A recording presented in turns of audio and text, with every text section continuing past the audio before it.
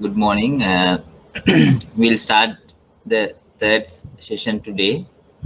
At the outset, I would like to say the entire session will be dedicated to discuss the ratio analysis technique and how it would be used to calculate the ratios and how those will be interpreted and presented to the decision makers who are willing to take decision, and the way we are presenting to the decision makers, and upon presenting, enabling them to make the right decision as to take the loans and advances. They are the most valuable asset in a bank balance sheet. If the assets has no realizable value, then definitely it will have a financial impact on the bank's profitability. Right. Uh, Starting with what we have discussed last week, if you take the even though I discussed some part of this particular session last week, I would like to recall the same thing again. Take the financial analysis tool. Uh, that is one source of analyzing the risk of financial statements. Financial statement, if you do not properly analyze the financial statement, set of financial statement produced by the particular potential customer or existing customer, it will have a risk component which will have at the end of the day a value and a hit to the P&L of a particular bank or financial institute. Therefore, proper analysis of this risk in the financial statements will enable a particular bank to take a calculated risk rather than taking unknown risk to the bank. Now, the application of analytical tools and techniques to financial data will be of a kind of a predetermined analytical way. And there are different kind of analytical techniques. As we discussed last week, we'll one by one take into account those techniques as well. Then it will also allow users to focus on how numbers are related to how they have changed over time and to assess the risk involved in lending. Using these analytical techniques, we are trying to produce some numbers, and we will see how those numbers are related to each other. And not only that, we will take into account the trend the numbers have changed over the time. There are basically three financial analytical tools, namely horizontal analysis, vertical analysis, and ratio analysis. We take one by one. First, horizontal analysis. Basically, it will take into account the amount or percentage of change. You know how to calculate the amount of change. Previous year amount. If you take the current year amount, deduct the earlier year amount or the previous year amount, or you can take instead of the earlier year amount or previous year amount, instead of that you can take the budgeted amount, or you can take the competitor figures, or you can take the industry figures, right? Whatever it is, you take the difference between the current year amount and the basis that you are going to compare with. And similarly, a percentage change can also be calculated by dividing the amount of change by dividing earlier amount or the base amount. Base amount can be previous year amount, budget amount, or competitor figures or industry figures into 100, right? This is called horizontal analysis. Now, if you go to this example, last week also we discussed interest income line, the actual amount for the year, 3.6 billion. Budgeted amount was 3.5 billion. Therefore, the difference against the budget is 100. Similarly, the difference against the previous year actual amount, 2.3 billion, the difference is 1.3 billion. Then you can calculate the percentage of change by dividing the 100, that is the difference, by dividing the base amount. Here in the first example, the base amount is the budget amount, that is 3.5 billion into 100 again, that is 2.86%. Similarly, if you take the base amount as the previous year amount, you can take the difference, that is 1.3 billion divided by 2.3 billion, that is the base amount, into 100. You can arrive at 56%, the percentage of change. Similarly, I would not, I do not want to take the all figures, but I will take the profit after tax figure for your further explanation purpose. In 2017, 30th June, this company, this bank had a 580 million profit after tax. Then the budgeted amount was 520. Therefore, compared to budget, the percentage change is 60. Compared to the previous year, amount change is 160, because the previous year amount is 420. Then if you calculate the percentage change also,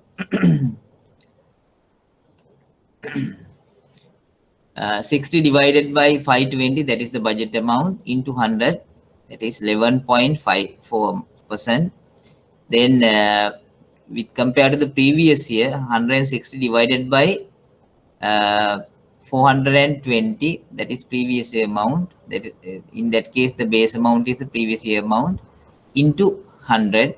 Then answer will be 38%. Right, that is called horizontal analysis. Even though you are not knowing about this particular technique, namely horizontal analysis, day to day, you take this technique to analyze various kind of data. Right. Then we'll go to the second technique. Even though last week I previously also mentioned, we discussed this technique last week also, but I would like to recall the same again. I know for sure that you have remember everything. That's why I am recalling the same thing again and again. Right.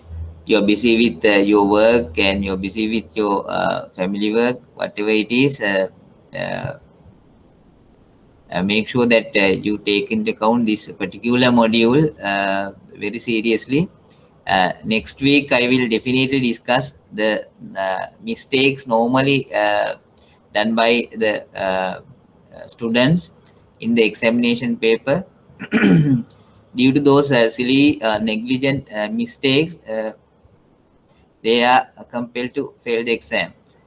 Even though I am trying my level best to pass them again and again, giving some marks, they have tried their level best to fail the exam, making some silly mistakes. Right.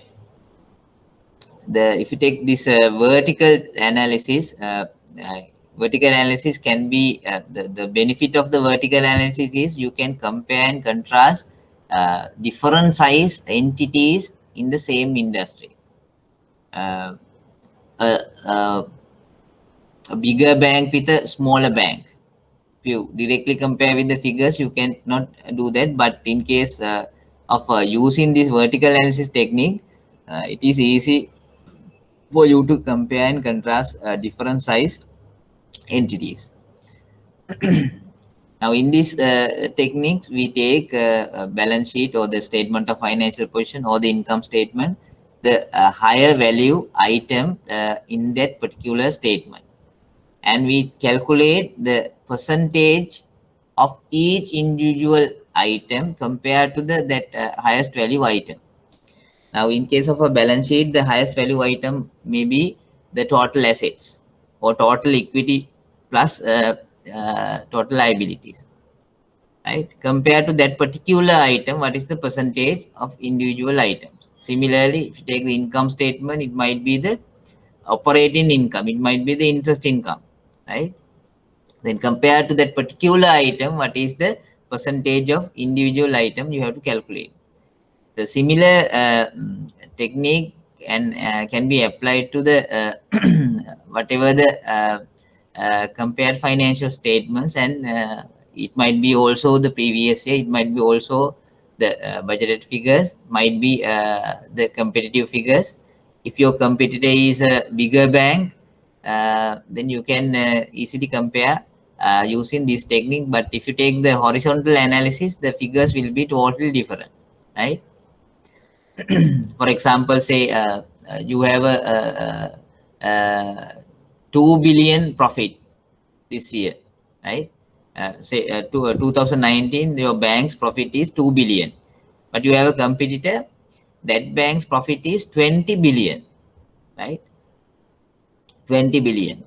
Previous year, the particular two banks profit were your bank was 1 billion. You increased your 1 billion profit to 2 billion. Therefore, the percentage change is 100% increase. But in case of the bigger bank, their last year profit was say 15 billion, right? 15 billion. They have increased from 15 billion to 20 billion. Their percentage change is like it is one third, 33%, right? In your bank, it is 100% profit increase from 1 billion to 2 billion. These two profit figures cannot be directly say we cannot say your bank has done well because you have increased the profit from 100%, but in case of the bigger bank, they have only increased their profit from 33%. That is very incorrect analysis. Therefore, if you have different size entities to compare, the best technique that you can use is the vertical analysis. We'll see. Then I explain the method of calculation. Take the highest value item in particular statement, that is balance sheet or a income statement. Then calculate percentage of individual item compared to that highest value item. Now, in case of calculation, I took a statement of financial position, that is a balance sheet. In this company, 2016 and 2015 figures were compared. Uh, in 2016, the total asset figure is 2,350. And if you take the land separately, land is 43% of the total assets in 2016. But in case of 2015, it was the only 36%. How do you calculate the 36%? 750 divided by 2100 into 100, right? Similarly, for each individual item, you can calculate the percentage of importance in the particular statement. Now, if you take the this total asset figure, the figure is 100, because 2350 divided by 2350 into 100, right? Then after you calculate this percentage of importance, then you can calculate and analyze what was happened during the two periods. Now, in case of this particular entity, the fixed assets or the non-current assets, they were like in 2015, the total composition was like 64%. But in 2016, it is 68%. 64% against the 68%. Meaning in 2015, current assets import was like 36%. Now it has reduced to 32%, right? And for individual assets, the stocks like 14% in 2015, but in case of 2016, 11%. It gives some indications, and debtors, if you take 12% against the 15%, meaning debtors, the imports of debtors have increased and they have highest debtors. Similarly, different size entity, you can calculate the same ratios and compare and contrast and give some indications to the decision makers. This was happened. That is vertical analysis. I hope that you got the point. How do you calculate the vertical analysis? But in case of producing or preparing your credit papers, you can easily use these technique as well when you want to produce something differently. Right? Normally, people are using very frequently the horizontal analysis, but very rarely people are using this vertical analysis technique. But in case of you can produce using this vertical analysis the results of this in a different way, then your particular decision maker will feel differently when you produce the credit paper to him. It will give a different picture, right?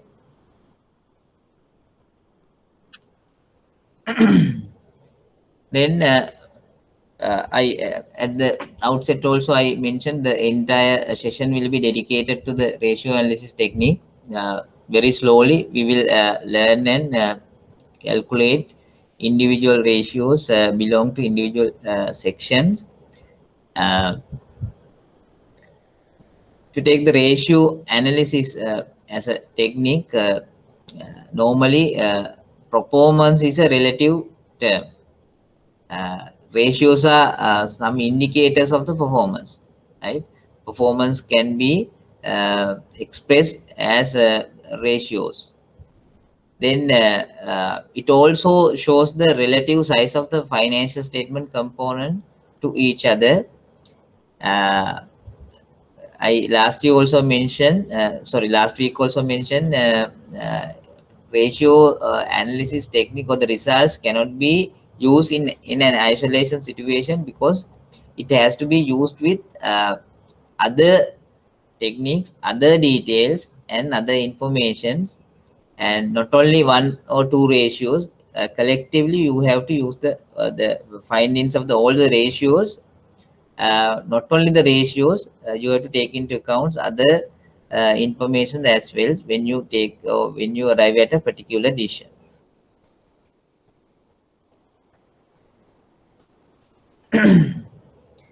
Then this is how you can present the results of ratios. Uh, Ratio is a measurement, and it is important to express a unit for the measurement. Some of the common units of expressing a ratio as follows. The most common way of expressing the results of a ratio is the percentage change.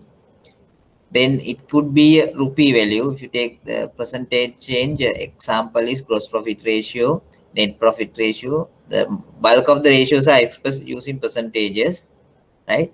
ROA, ROE, right? Return on capital employed, all are expressed in percentages. Then in rupee term, say dividend per share, earnings per share, that is in rupee terms. If you take a ratio expressed in rupee term, then in number, a particular number, say debtors collection period, number of days is 14. Creditors payment period, number of days is say 21. That is a number. Then number of times, that is number of time. Then number of times, examples are say interest cover, number of times. Interest cover, number of times. Then inventory turnover, number of times. Inventory turnover, number of times. Then asset turnover, number of times, right? We'll in detail discuss about those ratios, but for the time being, I will give some examples. Then as a fraction, fraction ratio doesn't come into my mind at the moment. Then as a proportion, you can say the current ratio. current assets to current liabilities. Then quick asset ratio, similarly, right? We'll discuss these things very detailedly. Then this is the one of the most important slide in the ratio analysis when you're calculating or presenting, not only in the exam but also in the practical situation as well. Uh, Ratios are computed based on figures identified from the financial statements, right? You calculate the ratios using the financial statement. There are, now if you take the definition of the financial statement, it comprises of six components. That is income statement. Normally we call comprehensive income statement. Last week we discussed comprehensive income statement has two parts. That is normal income statement. uh, Normal income statement will be included with the income and expenses of the normal business. Then when it comes to the capital nature income and expenses, or the capital nature gains and losses, you have separate statement called other comprehensive income statement. You have to credit or debit that statement. Then the second statement is the statement of financial position. Normally we call the balance sheet. Then the third one is the statement of cash flow. The fourth one is statement of changes in equity. You have accounting policies, then accounting notes. But normally we take the main two statement for the purpose of calculation ratios, that is income statement and the balance sheet or the statement of financial positions. Those are the two main statement which will uh, be subject to ratio analysis techniques. uh, Therefore, if you take the point number A, some ratios are computed from the figures only from the income statement, right? There are some ratios, it will take into account only the items in the income statement. Now, for example, say gross profit ratio. When you calculate gross profit ratio, you have to take the gross profit and the sales, and it shows or it represent a ratio uh, gross profit against the sales. Then both items are from the income statement, gross profit and the sales. Then in that case, uh, uh, you need not to worry about the anything. You have to take the gross profit and the sales from the same statement. Then similarly, some ratios are computed from the figures only from the statement of financial positions. Right? There is a ratio called non-current assets to equity. Non-current assets to equity. Non-current assets also in the statement of financial position. Equity also in the statement of financial positions. Therefore, point number B referring to that kind of ratios. You are taking only items from the statement of financial position, right? Then point number C is the most important point in this slide. What it says, some ratios are computed from the figures from income statement and statement of financial position, right? In case of bulk of this, I may think the bulk of the ratios are uh, uh, classified under category C.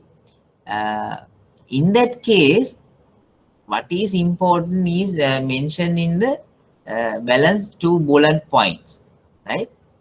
There are some ratios which will take into account the figures from the income statement and the balance sheet. For example, say uh, say uh, uh, return on assets. Return on assets. Now, in that case, you take the profit before interest and tax from the income statement, then the total asset figure from the balance sheet, right? Another ratio, debtors collection period. Debtors collection period, you have to take the average debtors from the balance sheet and the credit sales from the income statement, right? In that case, what we'll have to do is income statement is for a given period. I am referring to the first bullet point under C. Income statement is for a given period, usually 1 year. Financial position is at a specific date. I already mentioned in the first session, financial statement, it's like a snapshot, right? At a particular time, right? Statement of financial statement, sorry, statement of financial position, we will take as a date, as at a date. That is a snapshot as at that particular date. It may be 31st December, it may be 31st March, it may be 30th June, it may be 30th September. On that particular date, what was there is presented in the statement of financial position. That is a snapshot. Before that date, after that date, the position may be different, right? But if you take the income statement, it is for a period of 1 year, right? Normally we take period of 1 year, say 1st of April to the next year 31st March, 1st of January to the same year 31st December. It may be 1st of July next year 30th June for a 1 year period. Therefore, when you calculate ratios taken from both income statement and the balance sheet, you have to take into account income statement is for a period, balance sheet is for a given date, asset date. Therefore, in that case, right, in that case, second bullet point, very important bullet point, when computing ratios under C above, for financial position data, use average balances, right? Use average balances for only for the figures taken from the balance sheet or statement of financial position, not for the figures from income statement, right? It is for a period, not for a day, right? And you have to take the average figures from the figures taken from the balance sheet. How do you calculate the average figure? You take the year beginning figure, year end figure, added those two figures, divided it by 2 or into 0.5%, 0.5 into 0.5, right? I am repeating the same thing again. Under point C, we are referring to ratios calculated based on figures both from income statement and the statement of financial position, right? In that case, income statement, you need not to worry about the averages, you take the figure. But in case of a balance sheet, since it is for a particular date, it is not advisable to take that particular day figure only, because it is that for the figures only for that day. That figure might be different 1 day before and 1 day after that particular day. For example, say your current account balance. Your current account balance as at 31st December, if you take, it might be 10,000 rupees, right? But on 1st January, you took some money, say 9,000. In that case, what was the balance?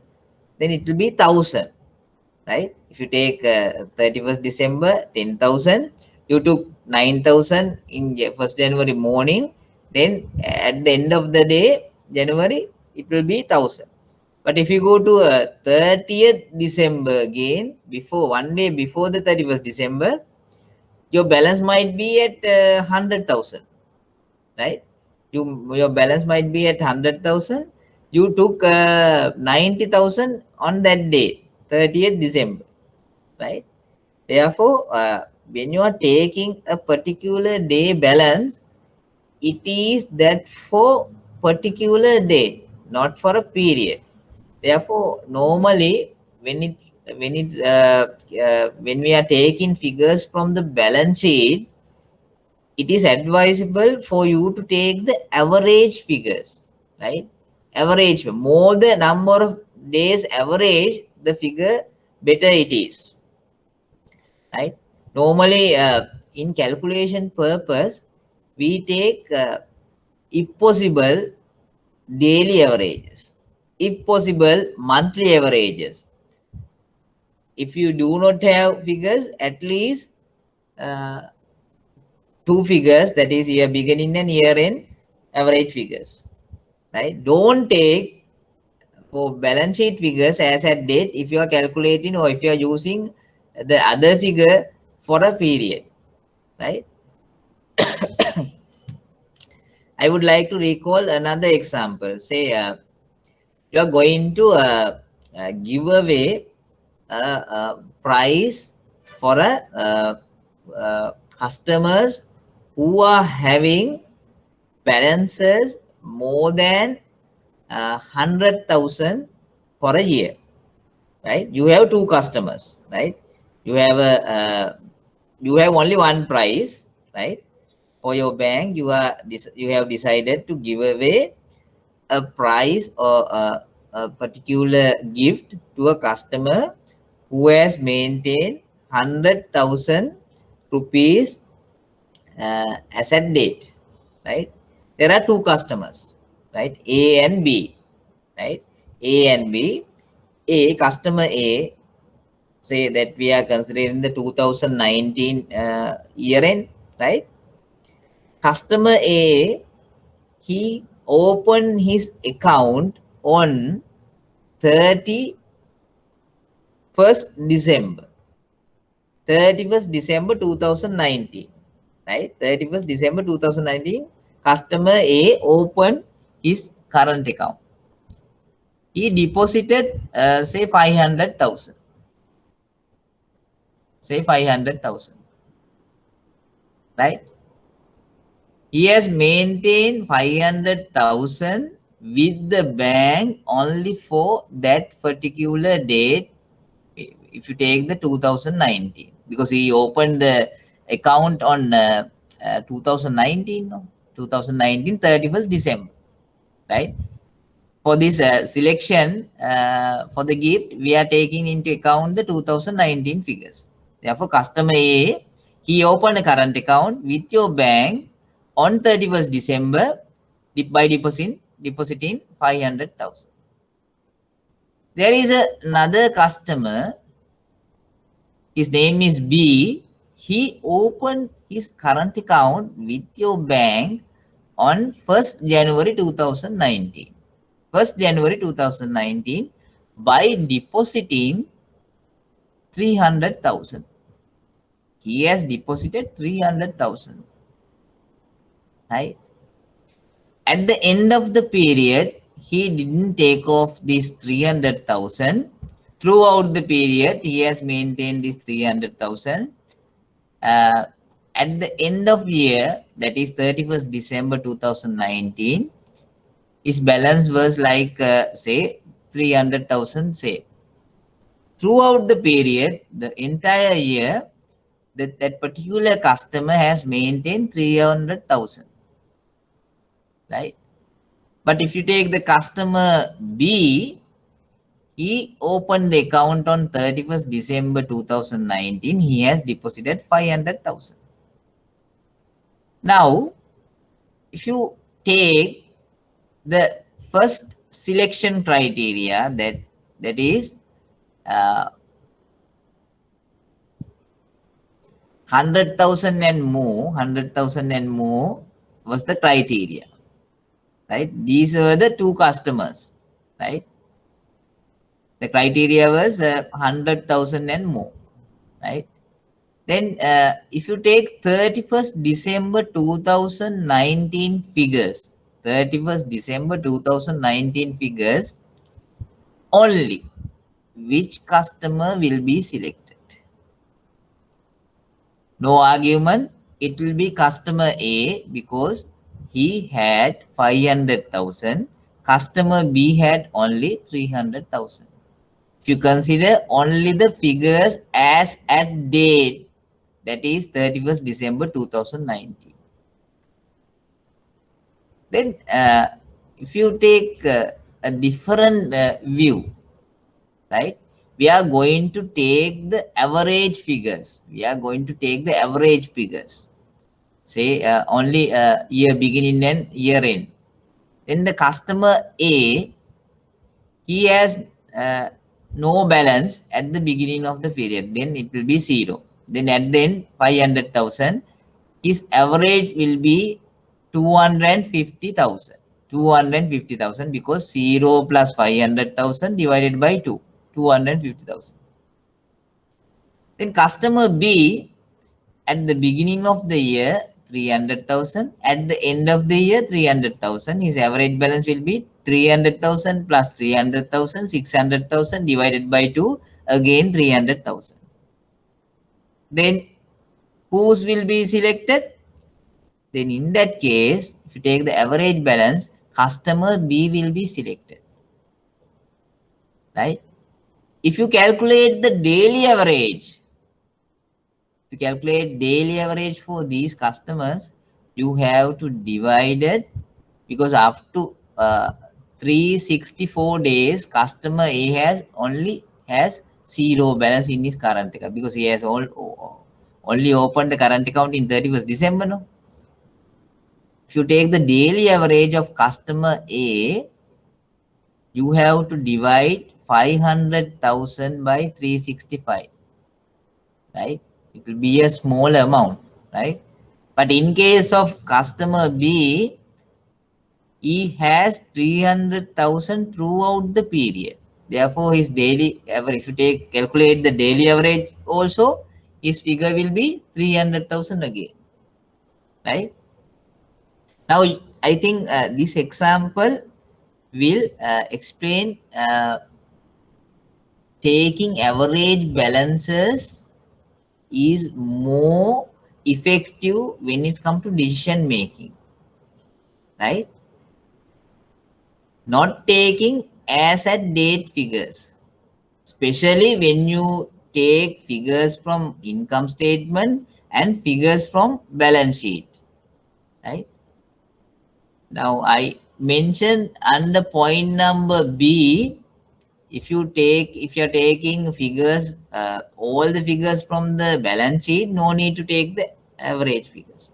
If you're taking point number A, figures only from the income statement, no need to take the average figures, because in that case you are compared apple with apple, right? But in case of C, point number C, you are comparing throughout the period, or figures for a period with a figure with asset date. Therefore, asset day figure needs to be average. Again, I am emphasizing the point, if you have data, take daily averages. If you don't have data, take monthly averages. If you don't have monthly data, if you have the quarterly data, take quarterly averages.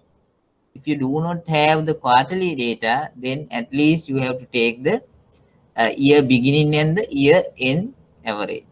Take into the total and divide it by 2. Don't take asset figure when you are calculating ratios under C. But again, I am qualifying my statement. In the exam or in practical situation, if you cannot calculate the average figures, if the figures are not available, in that case, you have no option of calculating the ratios using the year-end figures, right?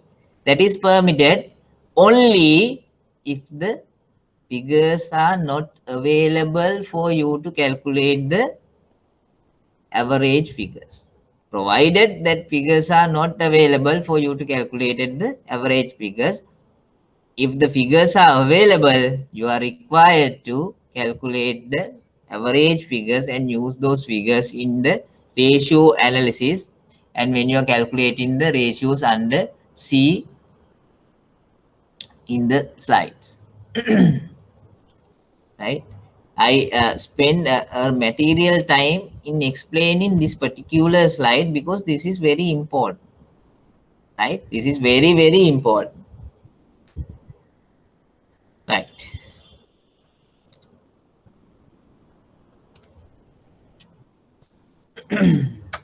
Last week we stopped at this point.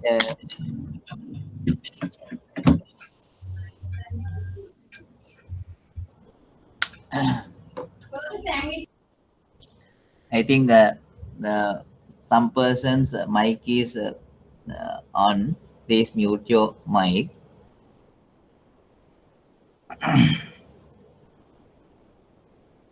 Right. Okay. Thank you.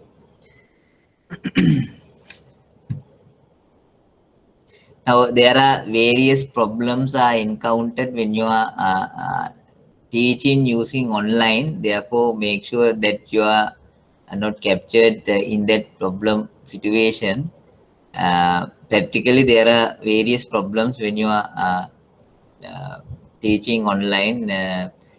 Normally, the teacher won't get captured, but students will have to be very careful when you are unmute your mic when you are open the video. You have to take into account that also you are expressing your normal the details to the public, because in that case if you take this particular session, there are about 300 to 400 people are there, not only online. This will be recorded and it will be again and again people will be looking at, right? To take this ratio analysis, there are six categories of ratios when you are calculating ratio analysis for a particular entity's financial statements. The first category is the profitability ratio. First category is the profitability ratio. Definitely, it has to be detailedly calculated and expressed in your credit paper, because profitability needs to be there uh, for you to justify the repayment capacity of a particular customer. Then second category is the liquidity. Liquidity. Particular customer or the client should have a good liquidity position to repay or to take the business forward. Therefore, there are some different categories of ratios you have to calculate to establish whether this particular client has liquidity position. Now, currently, if you take banking industry, the banking industry have a very excess liquidity situation, because the country situation is not good, and that's why you can see the deposit rates are at a very lower level, and loans are at also at a very lower level. Now, in this situation, you if you can have a good business, this is the very good time to invest in those businesses as well, because loans can be taken at a very lower level, right? Then working capital, there are set of ratios you have to calculate whether this particular clients has a good working capital situation. Under working capital, we are worried about the debtors, creditors, and the cash position. Then number four is there are set of ratios for you to analyze the capital structure of a particular entity. Capital structure means the gearing. Normally, there are mainly three categories of capital structures. Ungeared company, meaning that company is having only the equity capital, not having any debt capital. And there are high geared companies and low geared company. We'll detail discuss when we are calculating the gearing ratios. Then number five is asset utilization. Normally we say the efficiency ratios, how you your company or particular clients efficient in using the assets. There are a set of ratios you have to calculate. Then finally, shareholder ratios or investor relation ratios like earning per share, dividend per share, earnings yield, dividend yields. There are set of ratios. Particularly, investors are very interested in knowing those facts also. Right. One by one, we will discuss. I'll take considerable time in discussing these ratios. Some ratios are very easy to calculate. Not only the calculation, especially when it comes to examination, the explanation part is missing in most of the cases, and some people are struggling to explain the results. Whether that particular ratio after calculate, the calculation part is accurately done, but when it comes to interpretation, people are struggling. Therefore, if you want anything, I know for sure that you have a copy of these slides. It was available at the beginning of the first session, all the 4 session slides. If you need to write anything, you can write when I am delivering the lecture. If you feel, if you want to take down this particular point, you can take down. Right, starting from the profitability ratios. First ratio is the gross profit ratio. Gross profit ratio. Gross profit against the sales. Since this is a ratio that belongs to category A, that is all figures are from the all items are from the income statement. Therefore, no need to take the average figures. How do you calculate? Very easy to calculate. Take the gross profit, divided it by sales into 100. Take the gross profit from income statement, divided it by sales into 100. Right? Don't take any other figures. Right? For last time there were no exams. Those people will also jointly sit with you for the exam. But one before the last, there were 1 or 2 persons who were struggling to even to calculate the gross profit ratio. Therefore, that is not acceptable. If you do not if you don't know how to calculate the gross profit ratio even, then it should be something wrong with that particular person. Then this is a very easy to calculate ratio, gross profit divided by sales into 100. Right? Normally, if you take the gross profit, this is the important part. Normally, if you take the gross profit, it cannot be varied from time to time. Right? Last year 40%, this year 20%. You cannot accept that fact. Right? Gross profit normally it should be identical ratios from 1 year to another year and one competitor to another competitor, because everybody in the same industry having the same margins, therefore when it comes to comparison, compared to the previous year and this year, there cannot be material variances. I won't say the similar ratio should be in both years, but there cannot be material variances. Last year 40%, this year 25%, which is not acceptable, right? You have a 25% gross profit margin, but your competitor has a 40% gross profit margin. That is not acceptable. Something wrong with your company, right? Therefore, you have to know the industry averages, compare it with it, and if you compare even with your figures in the last year, there cannot be material variances. If there is a material variance, the gross profit will depend on 2 items, that is sales and the cost of sales. Right? Bulk of the cost of sales will be comprised with the purchaser's value. Therefore, to gross profit to vary material, one is you have to reduce the sales prices, right, materially. Then if something wrong with the purchases prices, that is also can be an acceptable reason, but it should be affected to the entirety of the industry people, not for you, right?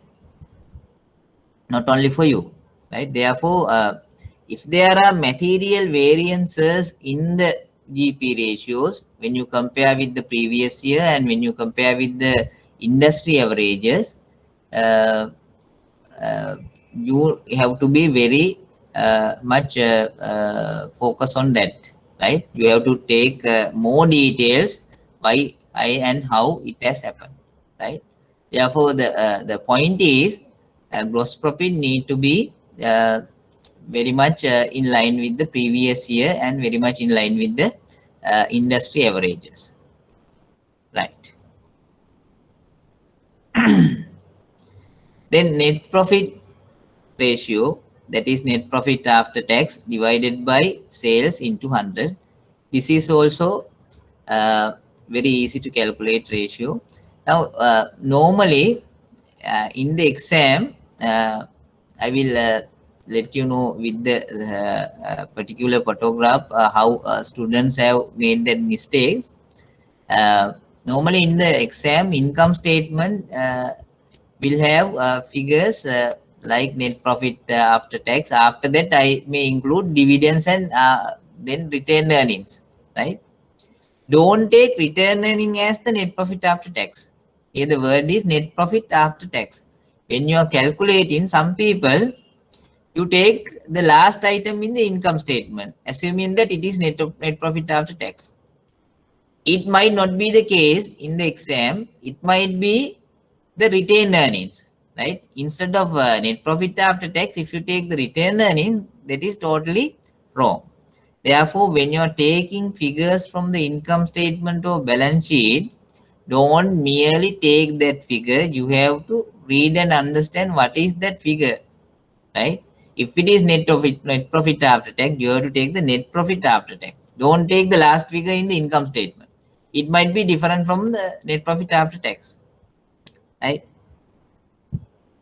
Uh, Here the point is net profit after tax can be varied. Net profit after tax can be varied from year to year, from compared to industry, compared to the your peer figures. It can be varied, but you have to have valid reasons why it has increased or it has decreased, right? Not like gross profit, net profit after tax. It can be varied from one year to another year, right? Now, in case of a bank, this will be this year will be very compared to the last year. Yeah, definitely it will be a reduction figure for this year. At least 50% of reduction profit can be expected. Now, people are releasing their 6 months financial statement. We are also releasing. And now, before 15th of August, all the banks are required to release the first half results. Now, uh, they have to produce before releasing. They have to get the approval of the board audit committee and the board committee, and it is expected to release before the 15th of August. And you can see the figures after people release their figures. Definitely 2019 compared to 2019 2020 figures will be very much less, but still people don't feel the repercussion of the COVID-19. It is yet to be seen, right? It is yet to be seen. Definitely in third quarter and the fourth quarter, the results will be the outcome or the hit will definitely will materialize in the third quarter and the fourth quarter. Especially banks now, they are in under the moratorium period, that is 6 month moratorium period. It will be ended in most of the cases 30th September. After 30th September, you can see the hit particularly, and the hit to the banking industry also. Right. Then we'll go to the next ratio under profitability ratio, that is interest cover. Interest cover. This is also very important ratio for a lender. If you take a bank, uh, merely this ratio means number of times using your profit, right? Number of times using your profit to repay the interest component of particular entity, right? Number of times using your profit, how many number of times you can repay your interest component you using your profit. How do you calculate this ratio? Profit before interest and taxes expressed as a proportion of the interest payable. How do you calculate? You have to take the net profit before tax. Before tax, add the interest also. Add the interest also, because we are divided the we have to divide the figures using the interest expense. Therefore, you have to add back the interest, then take net profit before interest and before tax, divided it by interest, then it will be number of time figure. Now, the question is whether the number of time figure is higher is acceptable or lower one is acceptable to you. Whether you would like to say, for example, say in 2018, it was like interest cover number of time is 5 times. In 2019, it has increased to 8 times. Which year figure is the better one? 5 times 1 or 8 times 1? Higher the number of times, better it is. You have to take down these things, right? If you know the things very correctly, no need to take down. But if you want, you can take down. Higher the number of times, the better it is. Higher the number of times means last year using your profit, you can only pay interest 5 times. But 2019, it has increased to 8 times, meaning using your profits, you can repay interest 8 times, right?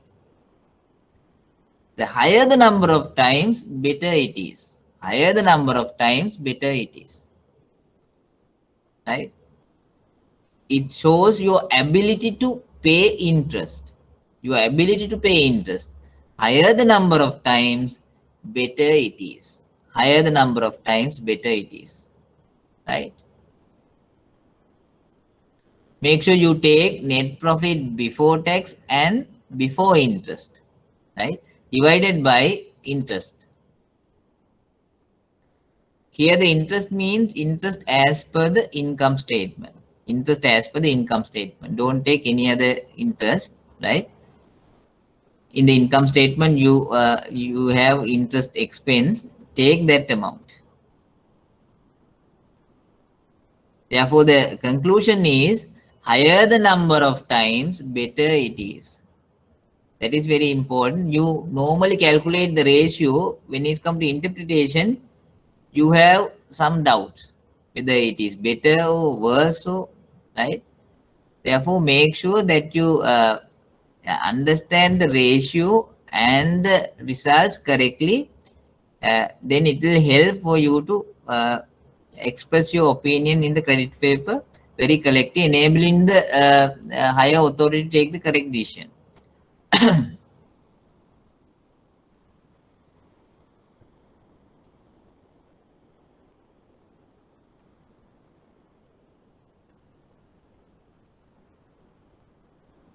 Right. Next ratio under profitability is the return on equity. Return on equity. right? Return on equity under profitability. Now, if you take the first three ratios, that is gross profit ratio, net profit ratio, and interest cover, all three ratios were computed using the figures from the income statement. We have not used any figure from the balance sheet or statement of financial position. But in this ratio, if you go to the computation part, we have to take the figures from the income statement as well as figures from the balance sheet. Therefore, if you can remember under point C, when you are calculating a ratio using figures both from the income and the balance sheet, the figures from the balance sheet need to be average figures. Average figures, right? We'll go to this ratio. This is return on equity. Now, always you have to remember equity means if it is a proprietorship, it will be represented by the capital account. If it is a partnership, it will be represented by the current account and the capital accounts balances of partners.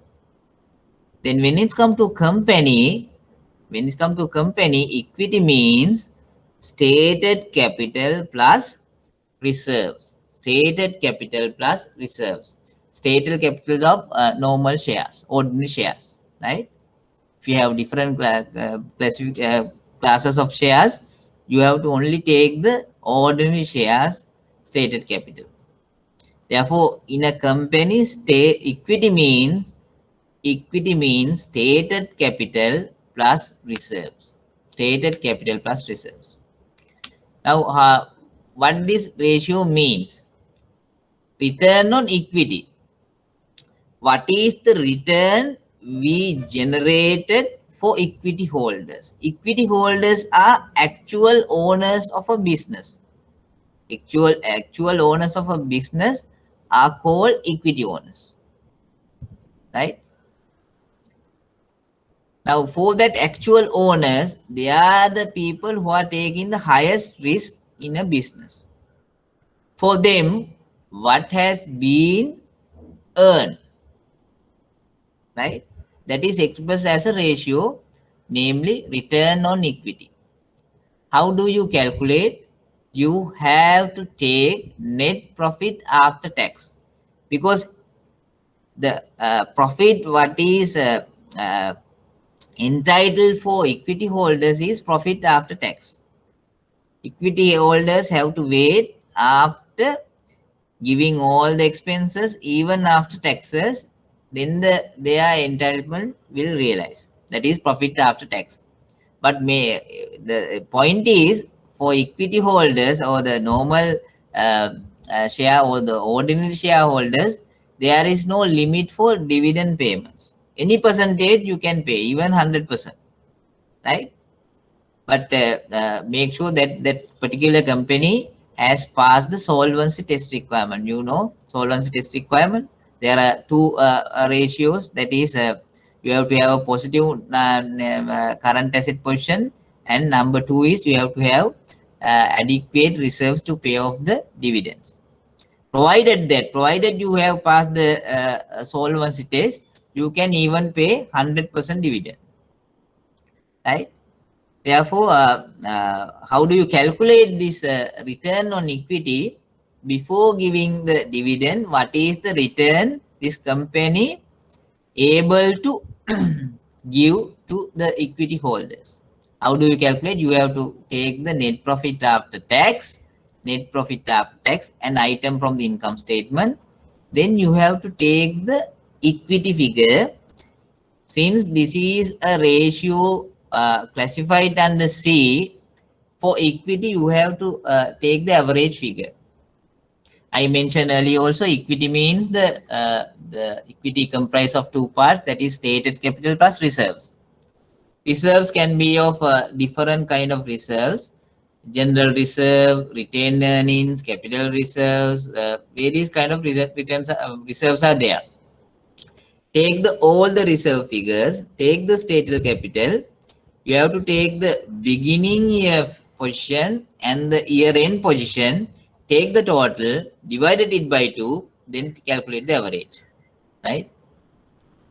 Calculate the average. Basically, net profit after tax divided by average equity into 100. Net profit after tax divided by average equity into 100. It will give the return on equity ratio. Return on equity ratio. This ratio will be expressed as a percentage. Higher the percentage, better it is. Higher the percentage you have given to your equity holders, better it is. Right? This ratio will be depend on two factors, that is profit after tax and the equity. If you have raised during the year share issue, using a share issue, if you have raised equity or the capital, then this ratio will get depleted of some amount. But when it come to expression or the when you interpret the ratio correctly, you have to take into those things also, right? Now, if you raise some capital during a particular year, definitely it will have a negative impact on the return on equity, because your equity will get increased. When your equity will get increased, definitely ROE will be decreased, right? If the ROE is decreased due to that fact, right, due to the fact that you have raised some equity during the year, that has to be separately mentioned for the decision maker to take the correct decision. If the decision maker don't know about the raising of equity capital during the year, he definitely merely compare 2 years figures and say his decision will be affected on this negative thing in the return on equity ratio. But to avoid that, when you are presenting the figures, say a particular company raised some equity capital during a particular year, then when you are calculating the return on equity, last year 20%, this year 15%, right?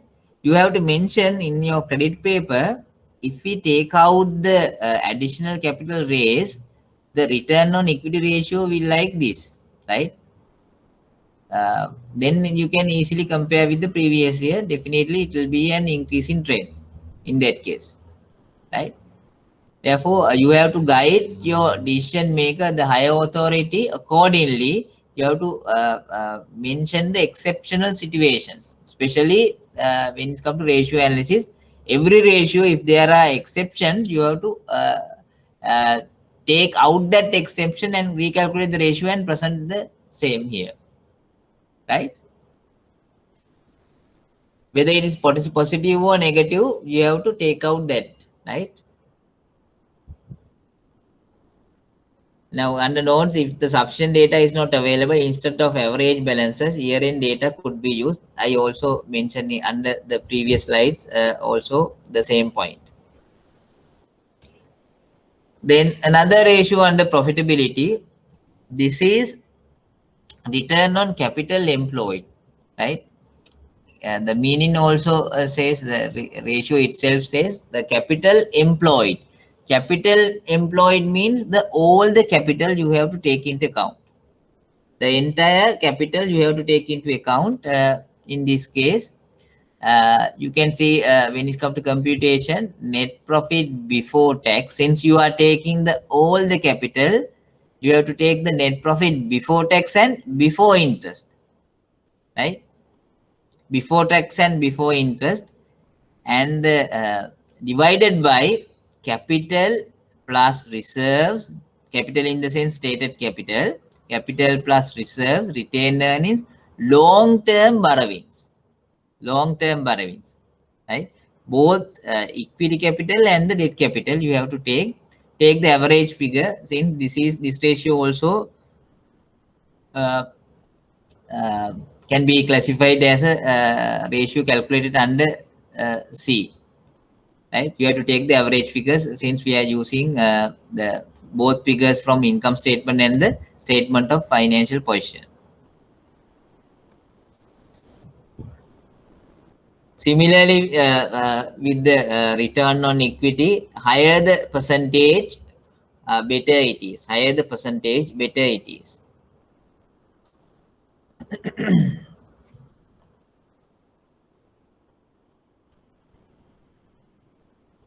Then keep on calculating the profitability ratios. Return on assets, ROA, return on assets.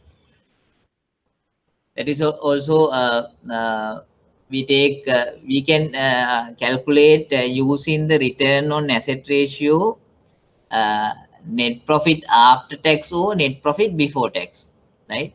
You have to correctly mention whether it is ROE is whether it is net profit after tax or net profit before tax, right? Both ways are acceptable, but you have to clearly mention whether this ROE is net profit before tax or net profit after tax. How do you calculate? Take the net profit after tax or net profit before tax, divided it by average asset figures, right? Take the total assets at the beginning, total asset year end, take the divided it by 2 or into 0.5, right? Now, if you take this ratio ROA, especially in a bank, the RO ratio is like 1% to 2%. But if you go to this normal industry, trading, telecom, hotel, other industries, the ROA ratio will be like 15% to 20%, right? 15% to 20%. But in case of a bank, it is a very lower level, like 1% to 2% in 2009 and 20 figures will be like less than 1%, less than 1%, right? Why it is like that? In a bank, why your ROE is very low? The main reason is banks has profit, but compared to the profit, bank has higher number of assets. The asset value of a bank balance sheet is very material. If you take the top three government banks, their total asset is more than 1 trillion. Now nearly 2 trillions, right? If you take the next three private commercial banks, they have also passed the 1 trillion marks in the total asset figures, right? Total asset figures, right? In that case, the 1 trillion means 1,000 billion, right? Normally, if a bank has a 20 billion profit, uh, if that bank has a 1 trillion assets, meaning 2% ROA, 2% ROA, right? 2% ROA. Now this year, if a bank has a 1 trillion asset, if the profit figure is 10 billion, the ROA will be 1%. The ROA will be 1%.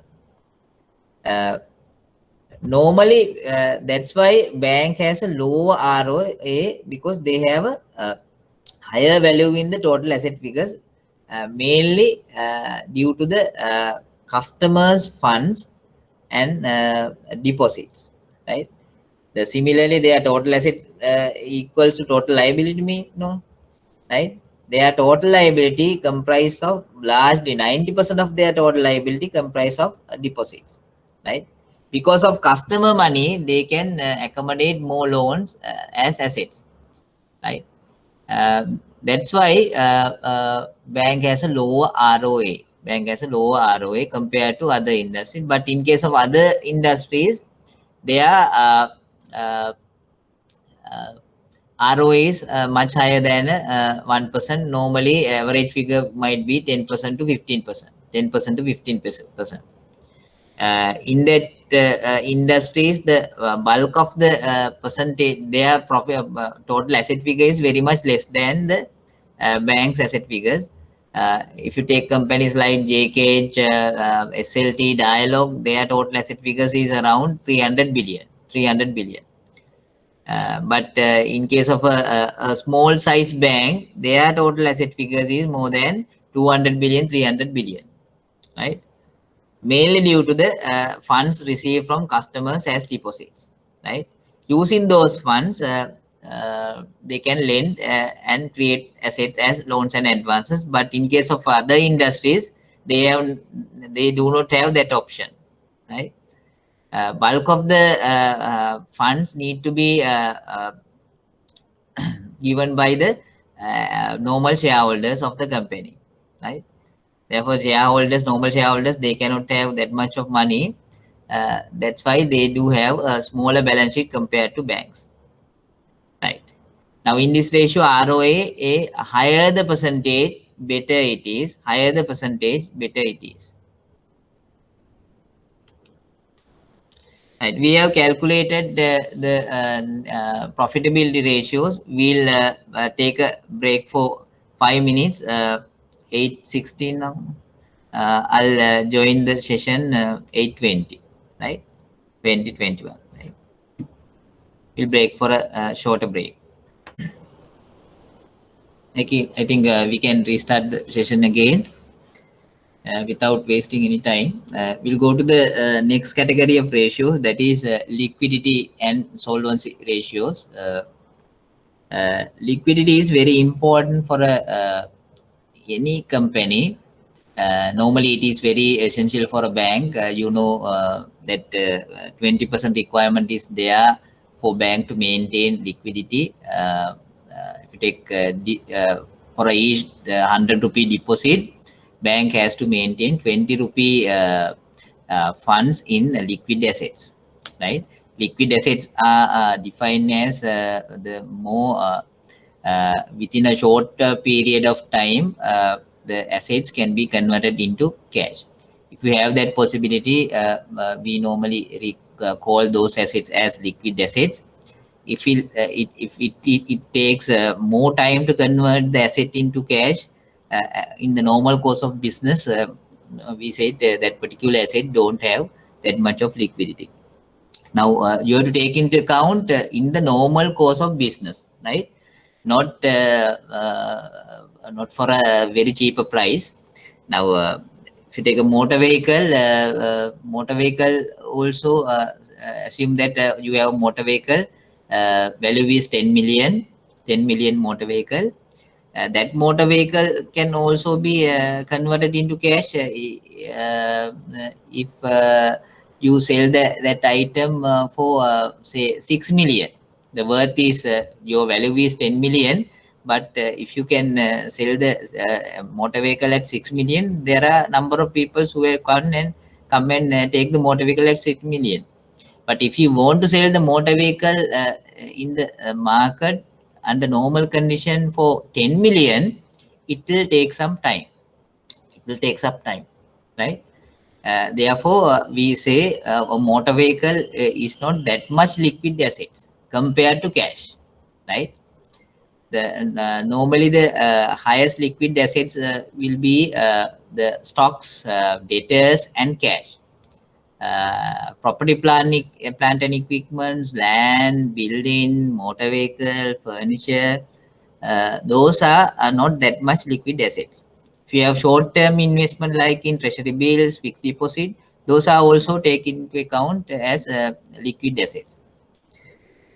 In these ratios, we calculate whether a particular company has good liquid position or not. Now, liquidity has some cost. More you maintain liquidity, less you have a chance of recording a good profit, right? Similarly, in a bank situation also, you may have a high liquid position, but those liquid assets, some assets won't yield any profit. Some assets yield very thin margins. Like treasury bill, normally banks are invested in liquid assets in treasury bill, cash, short-term investments, those assets, if you take the cash, no return, right? Treasury bills, short-term investments, it will have a return, but not that much material, right? Uh, Therefore, always there is what do you call this negative relationship between the liquidity and the profitability. Negative relationship, inverse relationship, not positive, right? Higher the liquidity, lower the profitability, right? Lower the liquidity, higher the profitability. Therefore, there should be a trade-off between these two concepts. Uh, if you want to make the company going on, you have to maintain the liquidity at the minimum level and optimum level, not at a higher level, not at a very lower level, but at the optimum level. Since there is a inverse relationship between the profitability and the liquidity. Uh, Meaning you need not to maintain the liquidity. The liquidity also very important. That's why we are calculating a ratio under this category also, right? Therefore, when you are calculating the ratio liquidity, uh, once you calculate it, if it is to interpret, then make sure that you are correctly interpret that ratio, right? Not only the higher side, lower side also, the higher side also some negativity. Therefore, you need to focus on those points as well when you are expressing the liquidity ratios interpretation, right? There are mainly two ratios we are going to discuss under liquidity, that is current ratio and the quick asset ratio. uh, this will be expressed as a proportion. Proportion means if you take one item as one, what is the proportion of the comparison item, right? In this current ratio, the two items we are taking is current assets and the current liabilities. Current assets as and current liabilities. In this ratio, we say uh, if the current liability is 1, what is your current asset position? Current ratio means what we are going to do is, if the current liability position is 1, what is the entity's current asset position, right? Since this ratio is computed using all figures from the balance sheet, no need to take averages, right? No need to take averages, since we are calculating using the figures only from the statement of financial position or balance sheet, right? As at a given date, what is your current liability? If it is 1, what is your current assets? Whether it is 2, whether it is 1, 1.5, what it is. Normal acceptable standard current ratio is 1:2. Meaning, if you have a current liability of 1, you need to have 2 current assets. If you have a current liability as 1, you need to have at least 2 current assets, right? But that is standard ratio. It may differ from the industry to industry. Some industries may enough to have a current ratio is 1:1. Maybe some industry need to have 1:3 current ratio, right? Therefore, depending on the industry, you have to maintain that thing. But in the normal course of business, we will say a company is in a good liquid position if that the ratio is 1:2. If your current liability is 1, if you have a 2 of current asset, then that is enough. And when you are expressing after calculating the current ratio, make sure uh, don't go and boost your current ratio. Say if a client has a current ratio of 1:5, don't say this company has a good current ratio. That is excess liquidity maintaining, excess liquidity maintaining. If you have excess liquidity, say excess cash, excess debtors, excess stocks, meaning that is an inefficient company. Inefficient company. Every current asset has a cost, right? Every current asset has a cost. If you maintain higher cash meaning what? No return, higher insurance cost, more chance of getting robbed, right? More frauds and appropriate inappropriations, right? Therefore, no return, higher cash. Similarly, if you take higher debtors, meaning you have financed your debtors using your money. From the debtors side, they are enjoying because they have a good chance of settle these debtors after 3 months, right? Higher debtors means higher administration cost, higher bad debt provision, right? You have to follow up with debtors. Higher inventory means what? Higher chance of getting these inventories damaged, obsolete, expired. You need more spaces in the warehouse. You need to take insurance. You have to have a guard or security guard for secure those things. There are number of costs attached to these current assets. Therefore, higher the current assets means higher the liquidity. Similarly, lower the profit. Lower the profit. The items I mentioned under the previously, all these items will have a cost. Therefore, the optimum level is the important, right? On the other hand, if you maintain lower current assets like lower cash, in that case, what will happen? If you need some money urgently, you have to borrow it at a higher rate. That is also cost. If you don't sell your goods on credit basis, meaning you don't have debtors, resulting lower sales. If you are doing it on credit basis, there can be sales. More people would like to have a credit purchase, right? Rather than on cash. Therefore, no credit means low sales. If you do not have sufficient stocks maintained at your warehouse, when customers comes, right? Every day now I used to go to one of the this food hotel at Vijayarama. I went there, normally take a lump price on Sunday.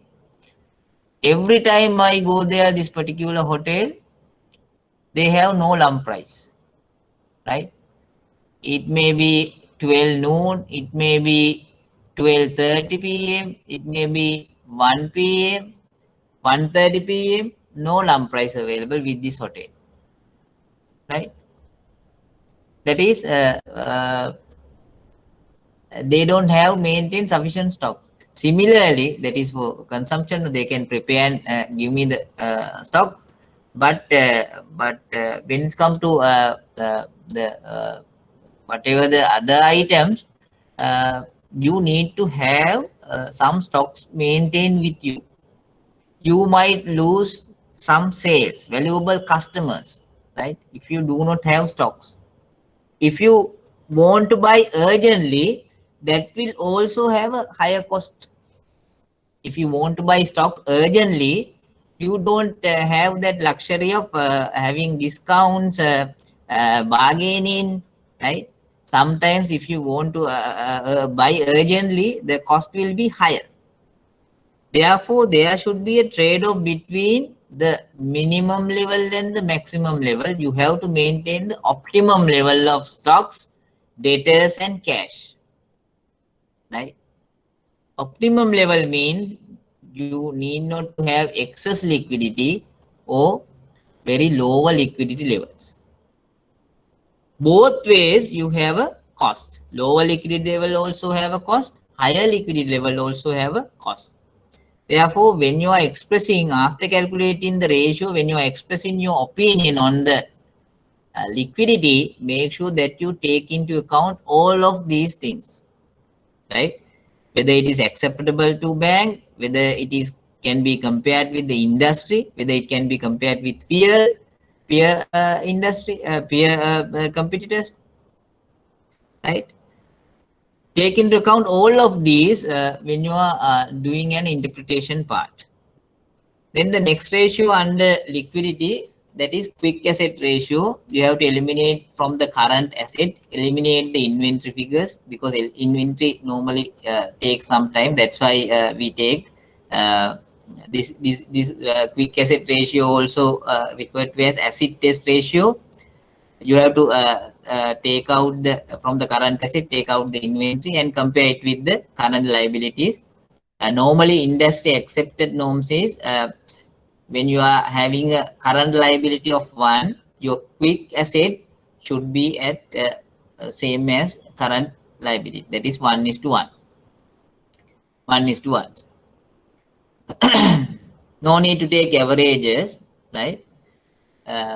This ratio expressed as a proportion, 1:1 or 1:2 or 1:3. Very easy to calculate current ratio and the quick asset ratio. For liquidity, these two ratios will be sufficient.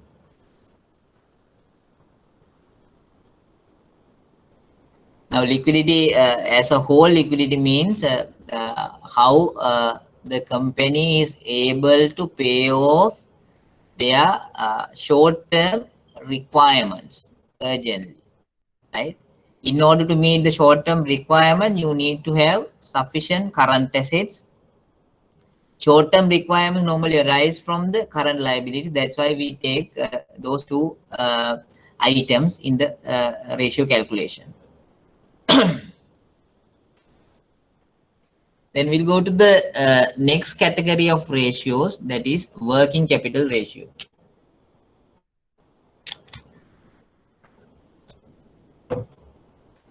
Working capital ratio.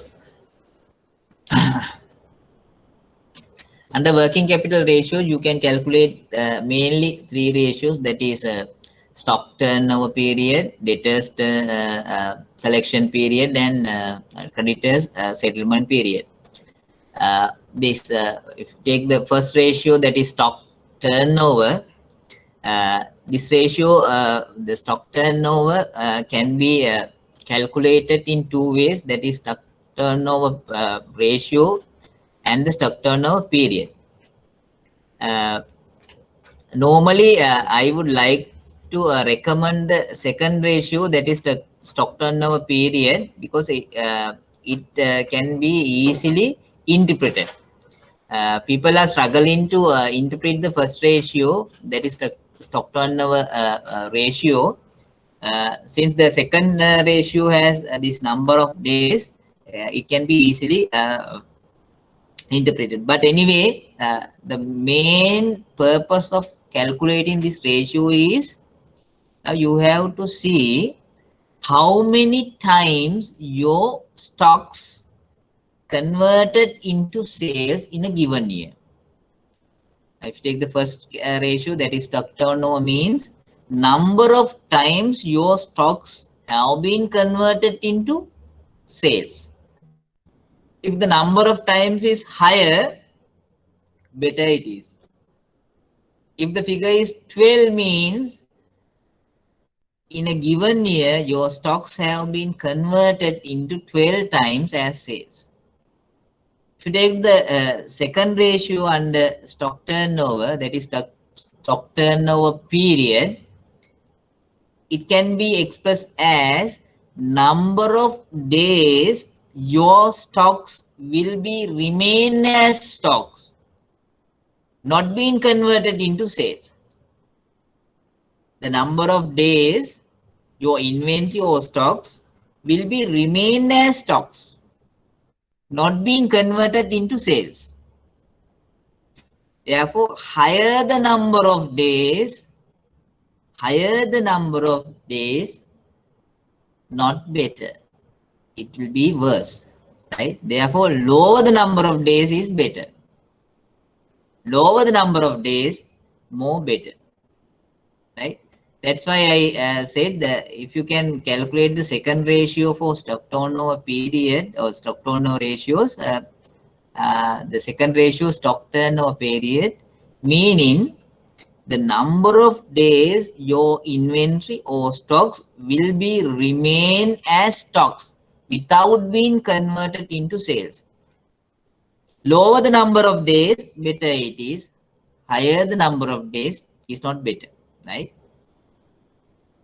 If you take your stocks remain as stocks for 30 days compared to 60 days, 30 days is better, right?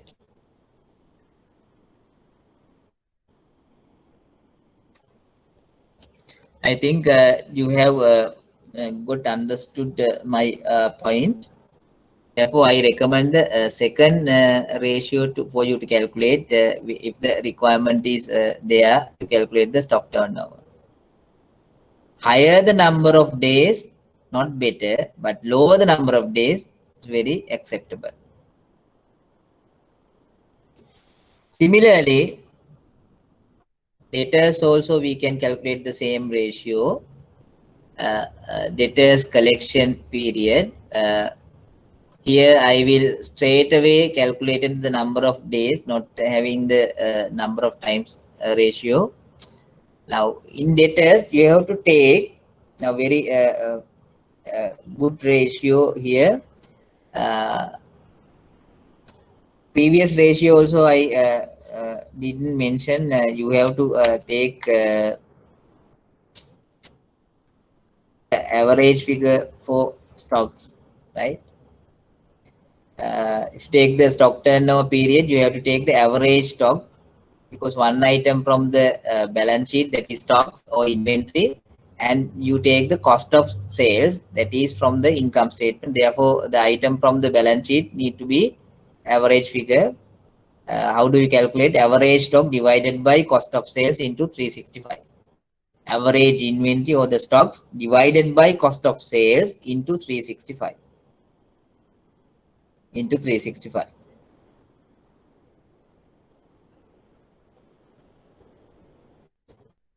Here, the figures are expressed as a number of days. Therefore, no, don't write 13.1 days. Right? You have to round off the figures and express as a number, as a whole number, nearest whole number. Right? Like 14 days, 15 days, 16 days. Don't say 15.25 days. Right? Similarly, with this debtors collection period, debtors normally come to light when you have credit sales, right? Therefore, in this computation, we take the credit sales. Credit sales is from the income statement. Therefore, debtors are from the balance sheet. We have to take the average figure for that is debtors figure from the balance sheet as average figure. How do you calculate? Average debtors divided by credit sales into 365. Average debtors divided by credit sales into 365. Right? How do you interpret this answer? Say last year debtors collection period is 15 days. This year debtors collection period is 20 days. Meaning our debtors, company debtors have taken extra 5 days for us to repay. That is not acceptable. Lower the number of days, better it is. Lower the number of days, better it is. Right? Don't worry, we will do at least 2 question papers with this ratio analysis. Therefore, do not worry, take into account all of these points that I am making. We will do 2 questions at least under ratio analysis. Average debtors divided by credit sales into 365. Right? Since debtors are from the balance sheet, credit sales from the income statement. Therefore, the balance sheet figure need to be an average figure. Now, if there are no way for you to calculate the credit sales, in that case, you have to assume 100% sales are done on credit basis by taking the sales figure for this debtors collection period calculation. If the examiner doesn't give any clue for you to calculate the credit sales, in that scenario, you have to assume 100% sales are done on credit basis, right? 100% sales are done on credit basis. Therefore, take the sales figure from the income statement. Right. Therefore, lower the number of days, debtors collection period, lower the number of days, better it is. Better it is. If the debtors collection period is rising up, meaning you have higher percentage of chance not collecting the due amount, that is higher bad debts, higher doubtful debts, and higher administrative cost. You have to go behind debtors, right?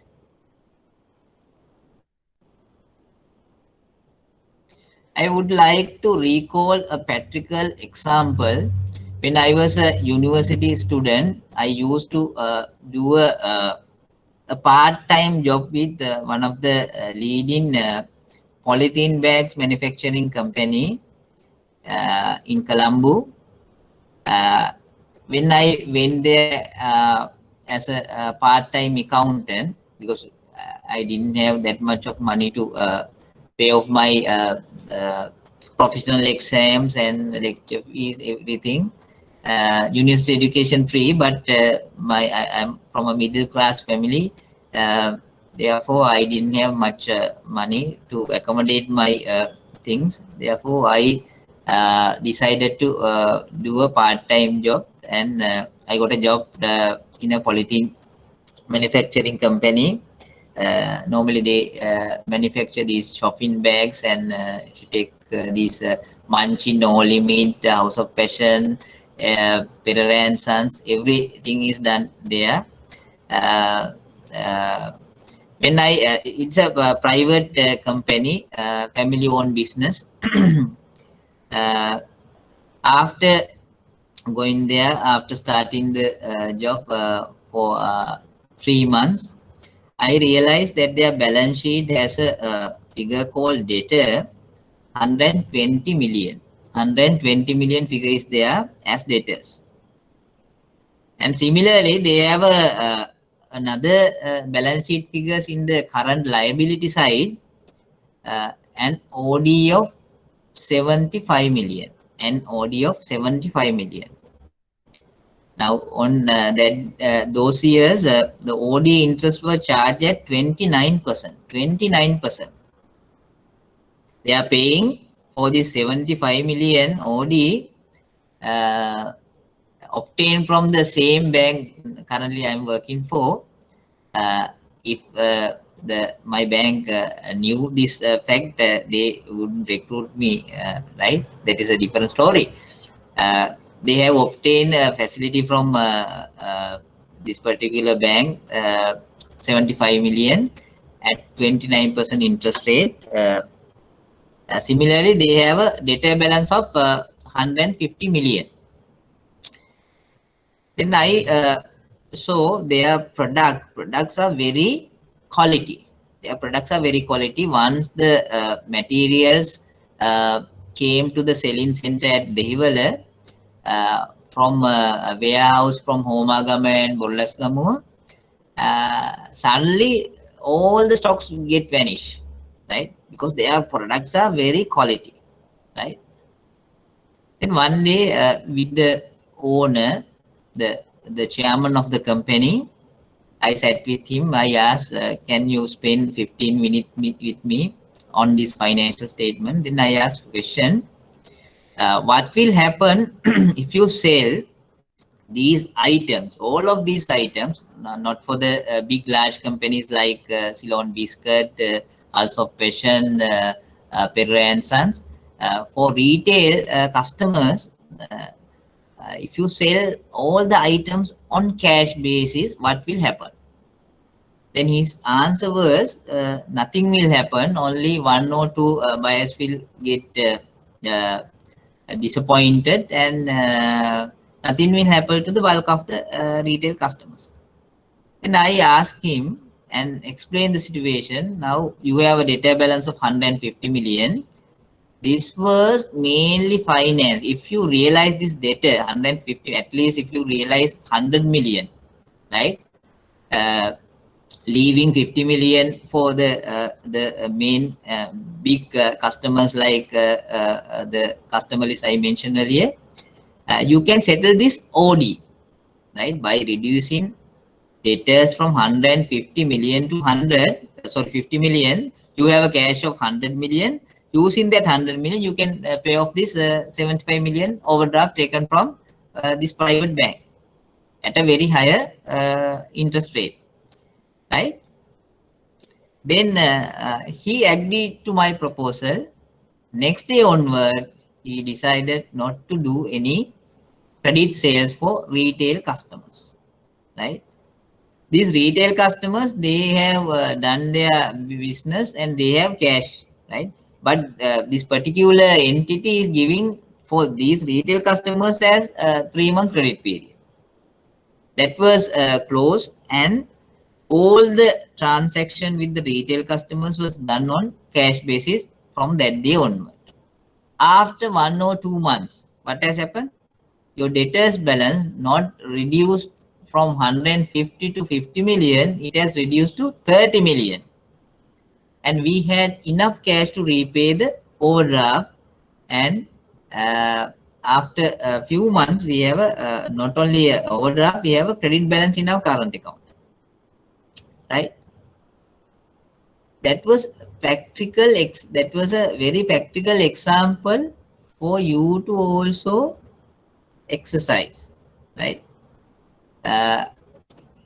Now debtor, if you have higher debtor, means we are financing their requirement using our money, right?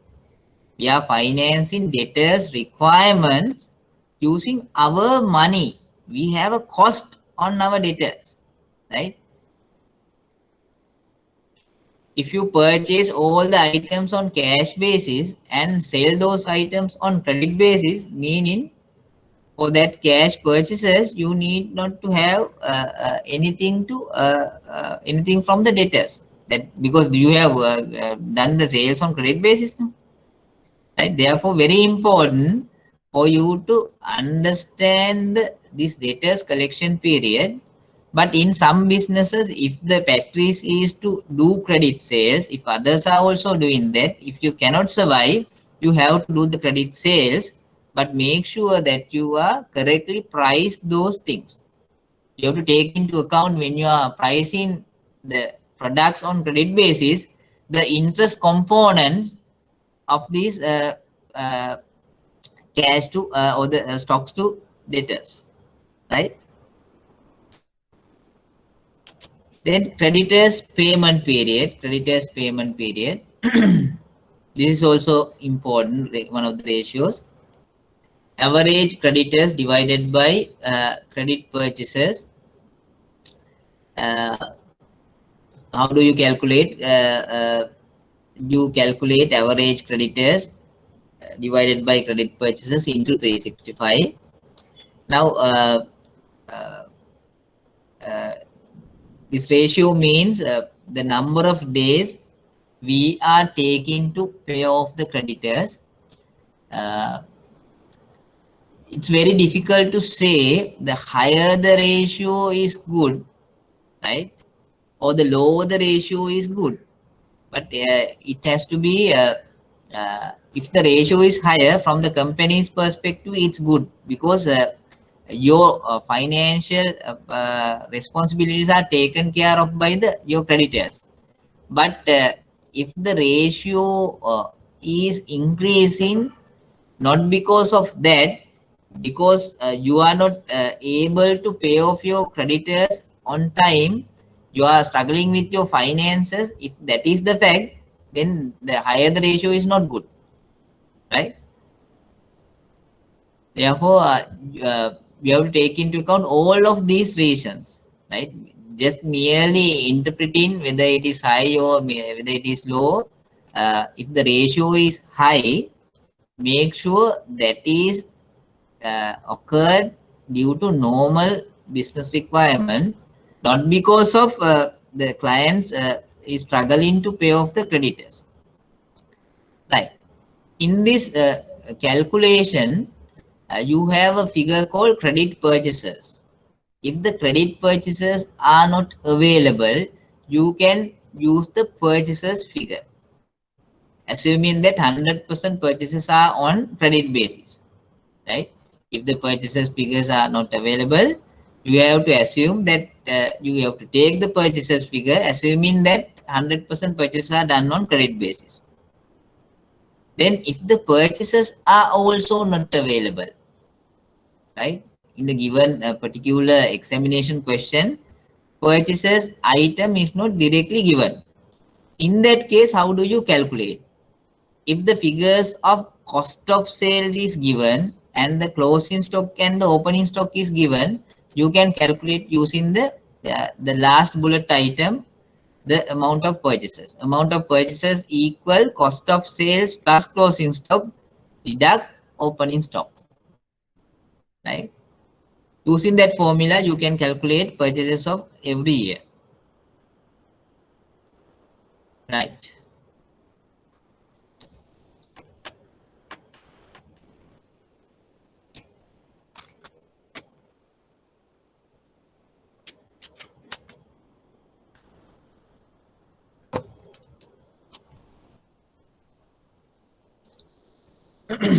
Under working capital ratios, there is a concept called working capital cycle. Working capital cycle means the number of days you can live with your working capital. How do you calculate that? Stock turnover period plus debtors collection period plus, sorry, minus creditors payment period, right? If it is a positive answer, then you are okay. If it is negative, you are not okay, right? Next point, sign of over trading means there are situations where your turnover is getting increased, right? uh, Especially if you are in a increase in uh, or well demanded industry, your turnover will get increased over the years. In that situation, you cannot live with the same current assets and current liability situation no more. If the sales are increasing, in comparison to sales, you have to increase your current assets. If you are doing with higher sales with the lower current assets position, that means you are seeing the signs of over trading, right? With the increase of turnover, rapid increase volume of current assets, increase in stock turnover period and debtors turnover period, right? Creditors payment period will also like to increase. Fall in current ratio and quick asset ratio, right? These are the signs of overtrading. Make sure that you have correct or the optimum level of current assets and current liabilities in relation to sales when sales are getting increased, right? You have to have the optimum level of current assets and current liabilities, right? Uh, don't merely increase the current assets and current liabilities. It has to be calculated and it has to be maintained at the optimum level, right? You know that higher the number of current asset means higher cost, right? Your liquidity level will get increased, but your profitability will be decreasing. Similarly, if the creditors payment period also increasing, You have to see whether it is for the real reasons or whether the company is struggling to pay off creditors.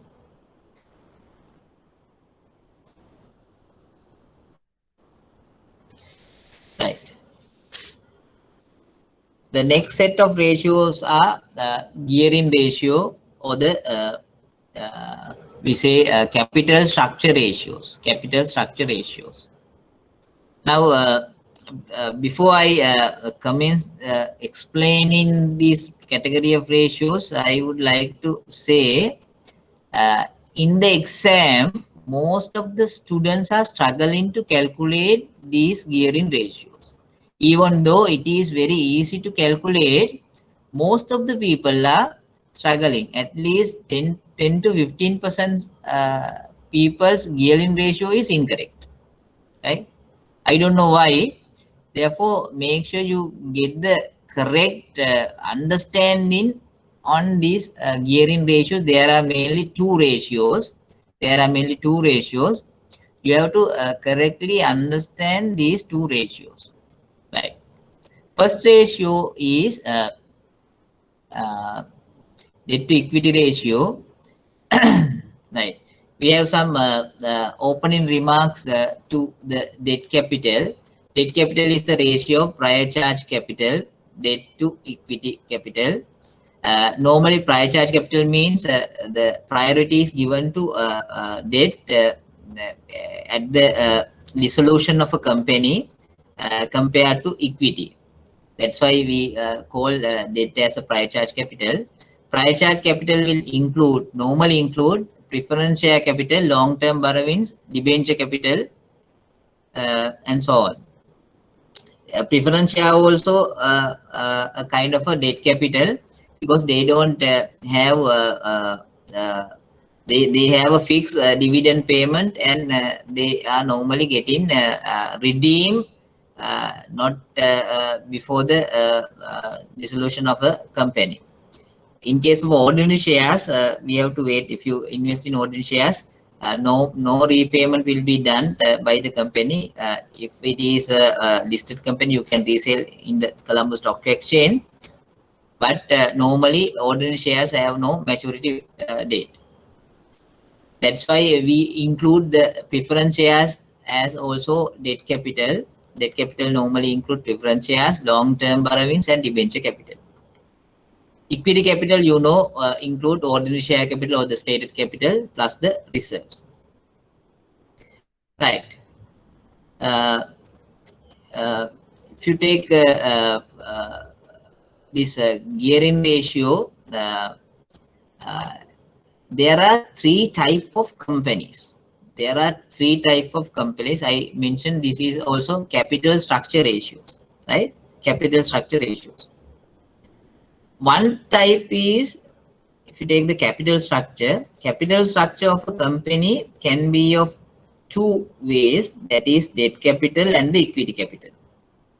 Now, if you take the first category of companies, they have only equity capital. No debt capital. We call those companies as ungeared companies. Ungeared. Gearing means putting more debts, right? If a company does not have debts, that is an ungeared company or unlevered company. Ungeared or unlevered company, right? In the capital structure, if you have more equity than debt, say equity capital is 75%, debt capital is 25%. Therefore, you have more equity than debt. Those companies belongs to the second category, which is called low geared company. In a low geared company, you have higher equity capital compared to debt capital. Then there is a third category. In the third category, the percentage of debt capital is higher than the equity capital. For example, in that company, you have percentage of debt capital is 60%. Out of the total capital, 60% of debt capital. You have only 40% equity capital. Those kind of companies are called, they are belong to the third category. Those companies are called high geared company, high geared or high levered company, high levered, high geared company, right? Now we need to know whether a company is a high geared company, low geared company, or ungeared company before disbursing a credit facility. Before disbursing a credit facility, right? Before disbursing a credit facility. Whether a company is a high geared company, low geared company, or ungeared company, zero debt company. Now, if it is a zero debt company, ungeared company, bank should deliver or disburse the credit facility. Very much recommended to disburse the credit facility because they have no commitment. They have no debt. Similarly with ungeared company or unlevered company, because they are very lower commitment to debts. Now, if you commit a debt, there is a compulsory requirement to pay off interest. Interest is a component or expense before you deduct, before you calculate the profit after tax. Therefore, that is an expense, right? If it is a high geared company, that means more debtors, more debts in the capital structure. In that case, a bank is facing a higher risk because they have already taken more debts to finance their business. Then giving additional debt means another risk, right? Therefore, when you are pricing a loan or advances, if it is a low geared company, it should have a low risk premium. If it is a low geared company, it should have a low risk premium. If it is a high geared company, you should have a higher risk premium for that customer, right? We can conclude by using these two ratios, whether it is high geared company, low geared company, or ungeared company. If you take the first ratio, that is debt to equity ratio, how do you calculate? You take the equity part, you take the debt capital and the equity capital, you deduct the debt capital by equity capital. If it is lower if it is higher than 1, you said high geared company. If it is lower than 1, you said low geared company. For example, assume if your debt capital is 100 million, your equity capital is 200 million, right? Your debt capital is 100 million, your equity capital is 200 million. In this first ratio, you take only the long-term debts as debt capital. Don't take any short-term debt capital for this calculation, right? Now, if I go to the example I quote, 100 million debt, 200 million equity, right? In that scenario, we have taken only the long-term debt capital. Long-term debt capital is 100 million, equity capital is 200 million. Then divided 100 million by 200 million, the answer will be 0.5. 0.5. It is less than 1. It is less than 1. Then it is a low geared company, right? If I take another example, if the debt capital is 300 million, if the equity capital is say 200 million, If the debt capital is 300 million, equity capital is 200 million, the ratio will be 1.5. 1.5. 300 million divided by 200 million. Then it is higher than 1. Higher than 1. Meaning high geared company. High levered company, high geared company. Not good. Right? If it is less than 1, you can consider lending opportunities for that company. If it is ungeared, no debt, then you can easily consider that company for further facilities. Then the second ratio, in the second ratio, there is two different changes are being done. The first change is you have to here also we are taking the equity capital and debt capital. Equity capital and debt capital. The first change is when you take the debt capital here, equity capital no change. Equity capital no change.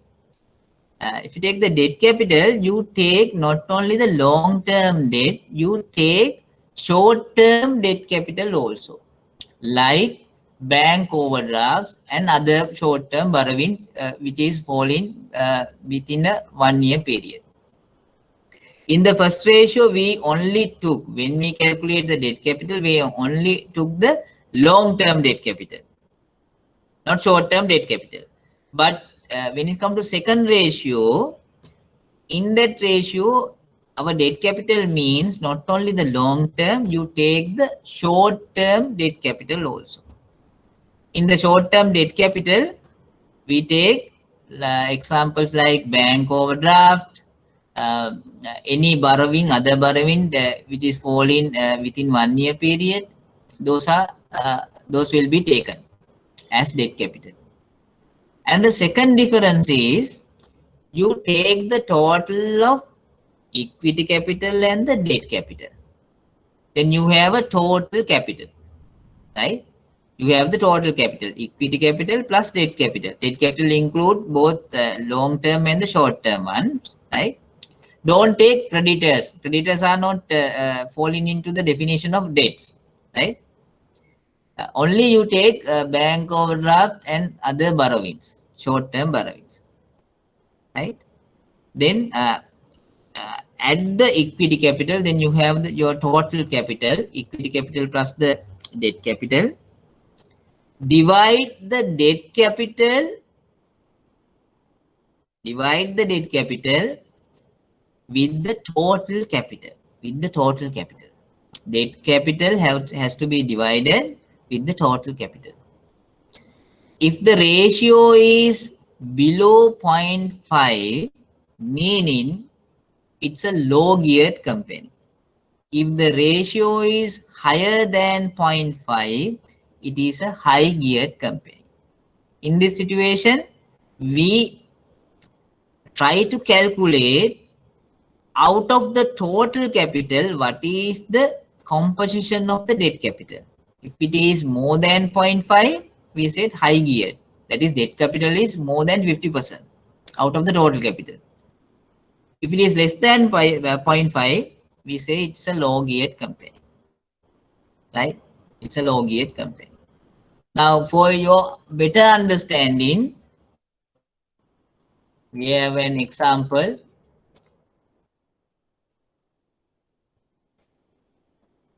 Here, you have to calculate. I will give 5 minutes for you to calculate these two ratios.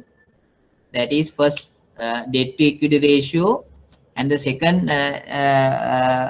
leverage or the capital ratio, that is total debt capital divided by total capital.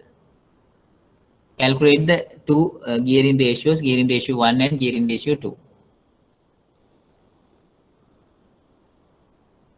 First, using these figures, you have to calculate the for first category of ratio, what is equity capital, what is debt capital. For the first category, equity capital, for the first ratio and the second ratio, equity capital will be the same. First, we calculate the equity capital. You have this share capital or the stated capital, 1 million. Then you have to add back all the reserves. Now, if you add back all the reserves will be 300,000, 100,000, 80,000. Then your total equity capital will be 1.48 million. 1.48 million. 1.48 million. Right? 1.48 million. Total equity capital will be 1.48 million. Right?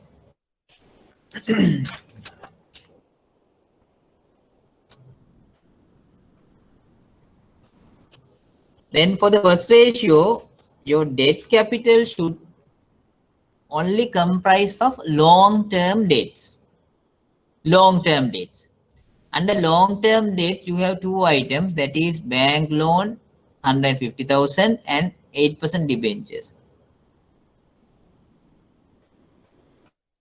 That is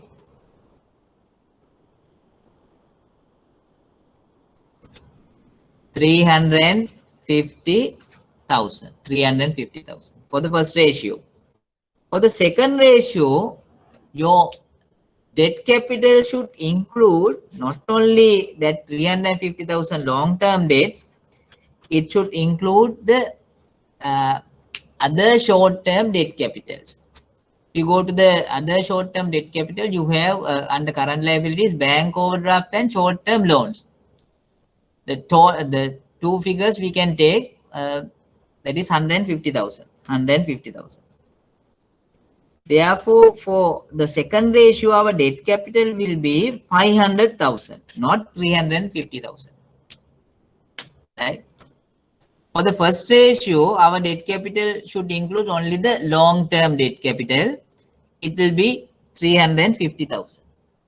But for the second ratio, our debt capital should include not only the long term, it should include the short term debt capital also. Short term debt capital, you have this bank overdraft and short term loan totally up to 150,000. Therefore, under second ratio, your debt capital means 500,000. Now we have the figures. Equity capital in both ratios, 1,480,000. 1,480,000.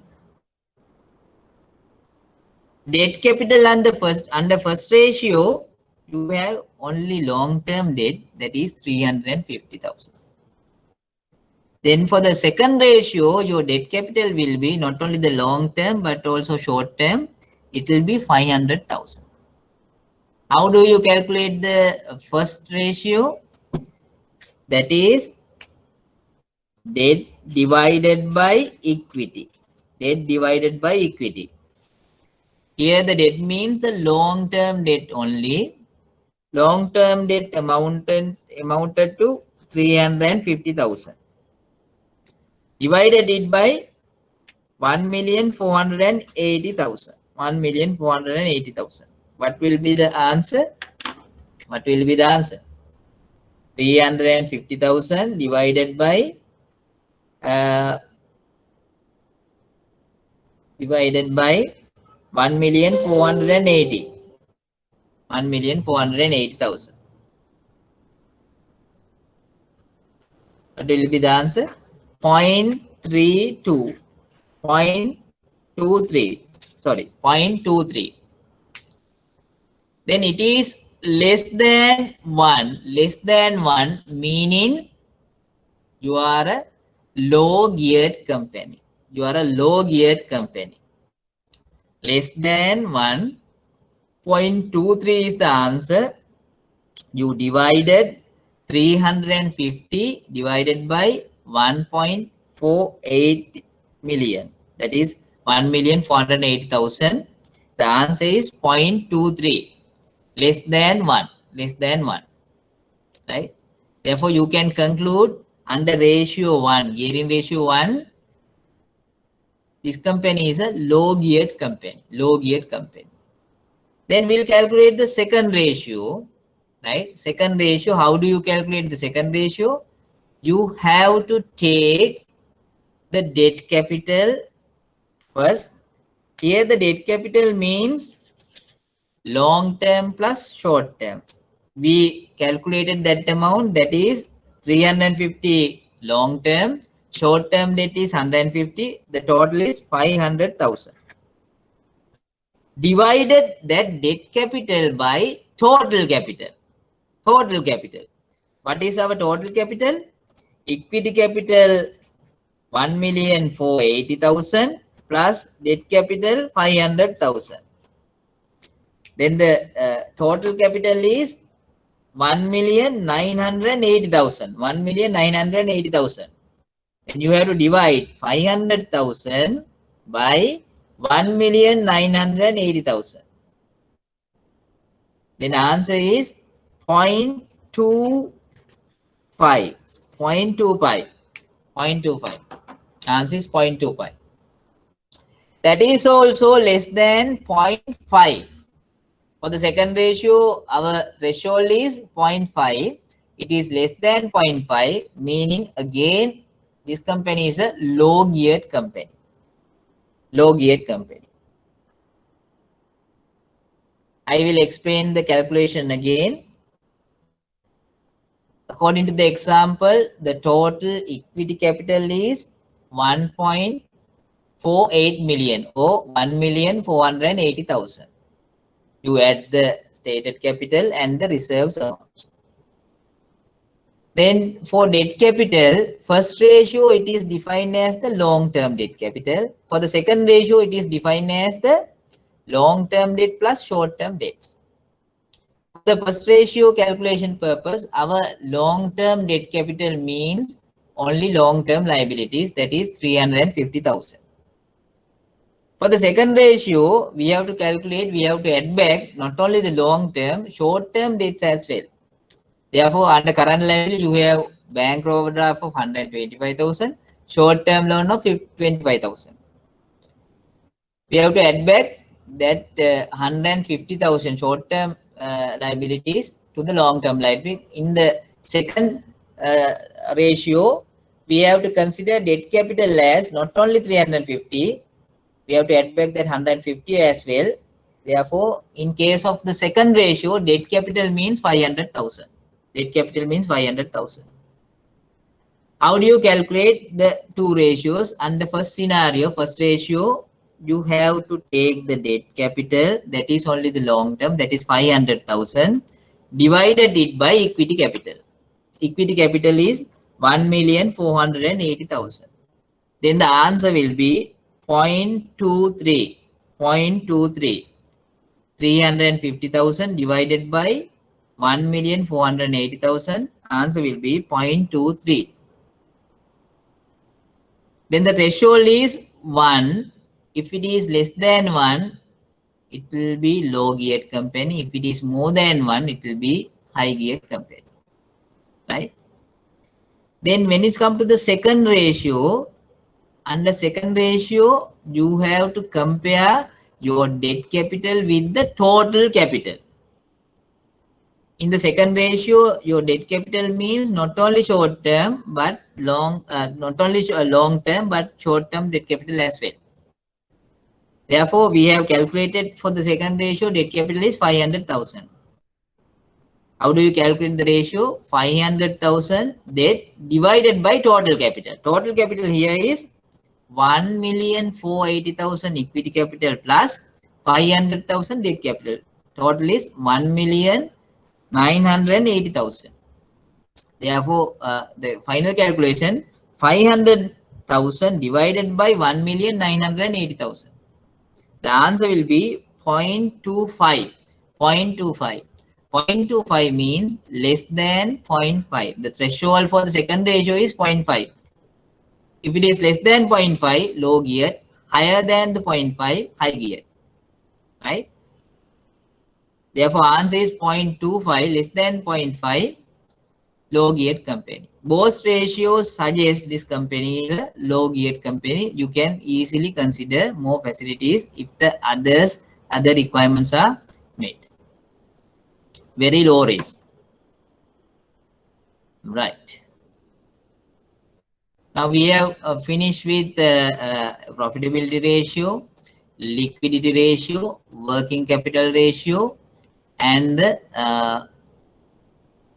final one we have discussed is the capital structure ratio or the gearing ratio.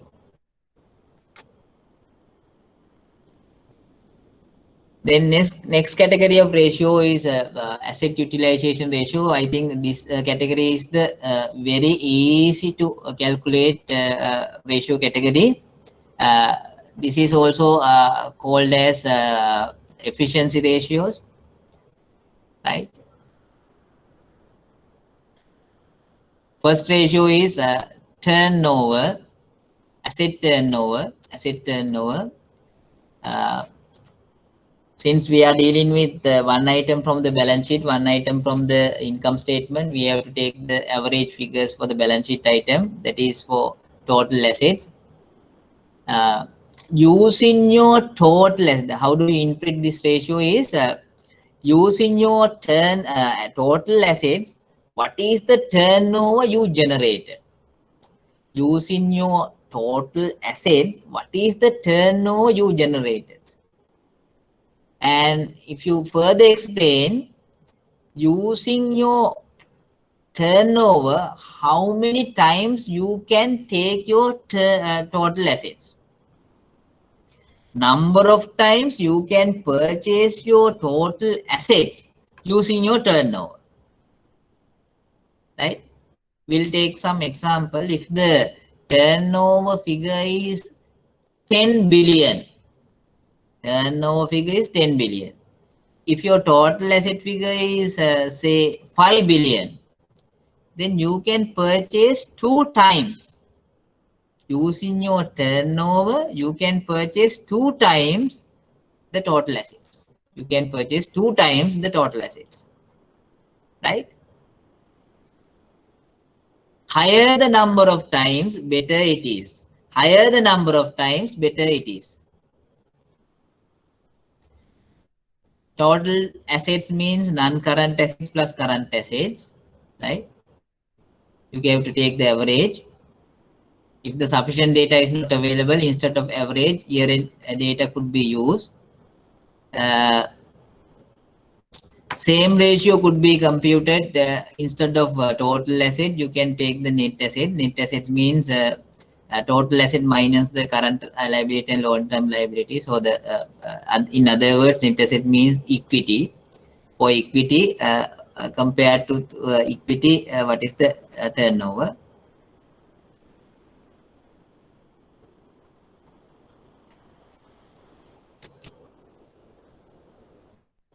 This is another asset utilization ratio, that is non-current assets to shareholders funds. Non-current assets divided by shareholders fund means stated capital plus reserves. Using shareholders funds, how many times you can purchase non-current asset? Non-current asset means the long-term assets which will last for more than 1 year period, which will generate long-term income for the entity. Therefore, this ratio is computed or expressed like how many times using your equity purchase the non-current assets. Higher the non-current assets, higher the ratio, higher the number of times means ratio is better. Higher the number of times means ratio is better, meaning compared to equity, you have more non-current assets. More non-current assets means you can, the companies will be able to generate more income to the entity. Therefore, higher the number of times, better it is. Using your equity, how many times you can purchase the non-current assets. And the final category of ratios are the shareholder relation ratio or the investor relation ratios. Investor relation ratios. First ratio is the ordinary dividend cover. We have to take the net profit after tax, divided it by ordinary dividend paid, meaning number of times using your dividend, using your net profit, how many number of times you can pay the same dividend, right? net profit after tax divided by dividend amount paid. Total dividend amount paid. How do you express this ratio? Number of times using your net profit, you can pay off the same dividends. You can pay off the same dividend. For example, say you have a net profit of say 1 billion. You have a net profit of 1 billion. You have paid 200 million of dividend. You have paid 200 million of dividend. Meaning, if you calculate the ordinary dividend cover, it will be 5 times. It will be 5 times. Therefore, how do you express that? Your profit is 1 billion, that is 1000 million. You have paid 200 million dividend. 5 times mean the same dividend, that is 200 million, you can pay 5 times using the net profit after tax. Using the net profit after tax. Higher the number of times, better it is. Higher the number of times, better it is.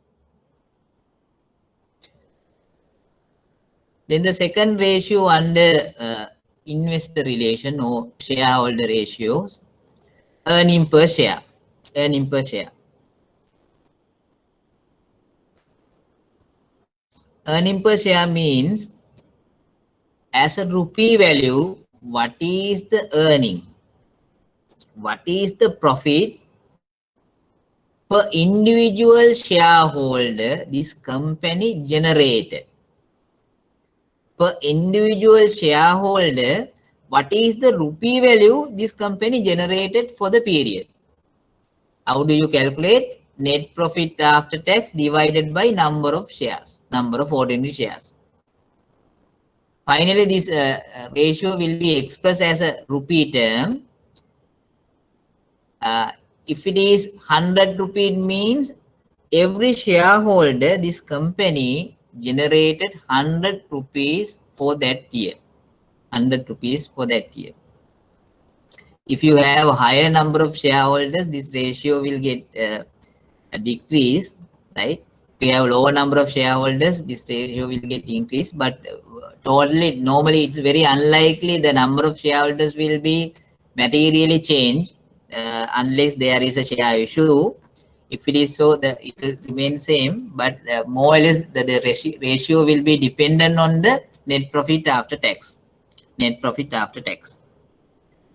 The rupee value the company generated for each share, for one share. The rupee value the company generated for one share, right? Higher the value, better it is. Higher the value, better it is. You have to take net profit after tax divided it by number of shares. Number of shares. More investor relation ratios. Price earning ratio. Price earning ratio. Name suggests the meaning of the ratio. This is also can be calculated in differently as a percentage and as a number of times. Now here number of times is given. The market price of a share, if it is a listed company, market price of a share is the investment by the shareholder.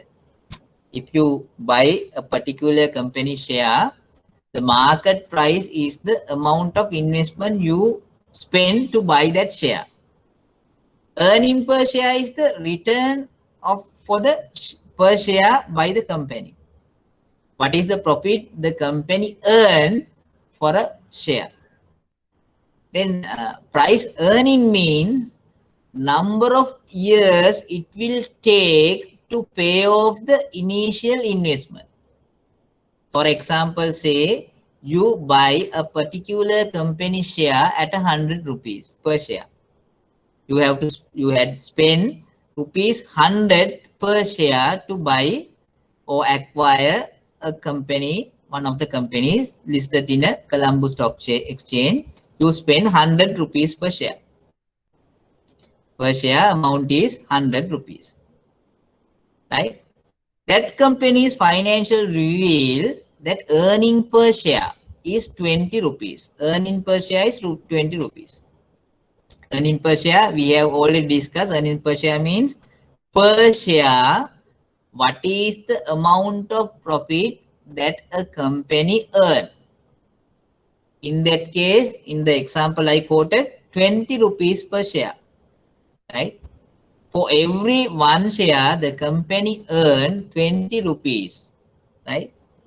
On the other hand, you have spent 100 rupees to acquire one share of that company.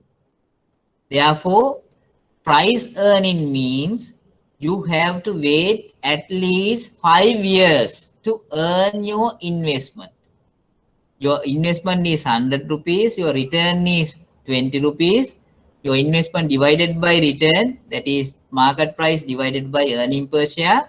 You have to wait if the similar situation exists, market price and the earning per share, if they remain same, you have to wait at least 5 years to get your investments, right? Repay your investment. That is the meaning of that ratio. Lower the number of times, better it is. If it is 2, that means 2 years. If it is 1, that means within 1 year you are paying off your investment, right? If it is 10 years, it will take 10 years to repay your investment by way of return, right? Then the second ratio, dividend yield. Dividend yields, dividend per share divided by market price into 100. Dividend per share divided by market price into 100. Similarly, earning per share, earnings yield, earning per share divided by market price into 100, right? Earning per share means the profit per share. Dividend per share means out of that profit, the company payoff amount, right? In a company, the total profit won't be distributed among the shareholders, right?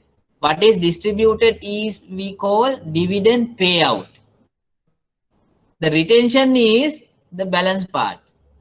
If the dividend payout ratio is 40%, meaning you have retained 60%, right? Out of the total profit, if the 40% is distributed, your dividend payout ratio is 40%. Then your retention ratio is 60%. Therefore, earning per share, earnings yield means earning per share divided by market price into 100. That is per rupee, what is the amount you earn, earning per share. If you compare it with the market price, what is the yield? That is the return. If you take the dividend yield compared to market price, what is the yield or the return you have got as dividend per share? Very easy to calculate. Now, these ratio, all of these ratios you can calculate if the company share is listed and it has a market price. If you have invested a company, not listed company, then these ratios cannot be calculated, right? Then another ratio, that is debt service cover ratio, that is net profit before tax and interest divided by number of total installments. You are normally using this ratio, debt service cover ratio. Installment and the interest payable you have to take into account for that period.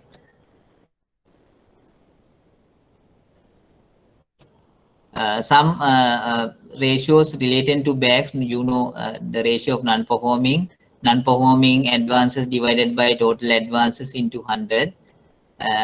Non-performing means if the number of period is arrears number of months is more than 3 months, you categorize that as a non-performing loans.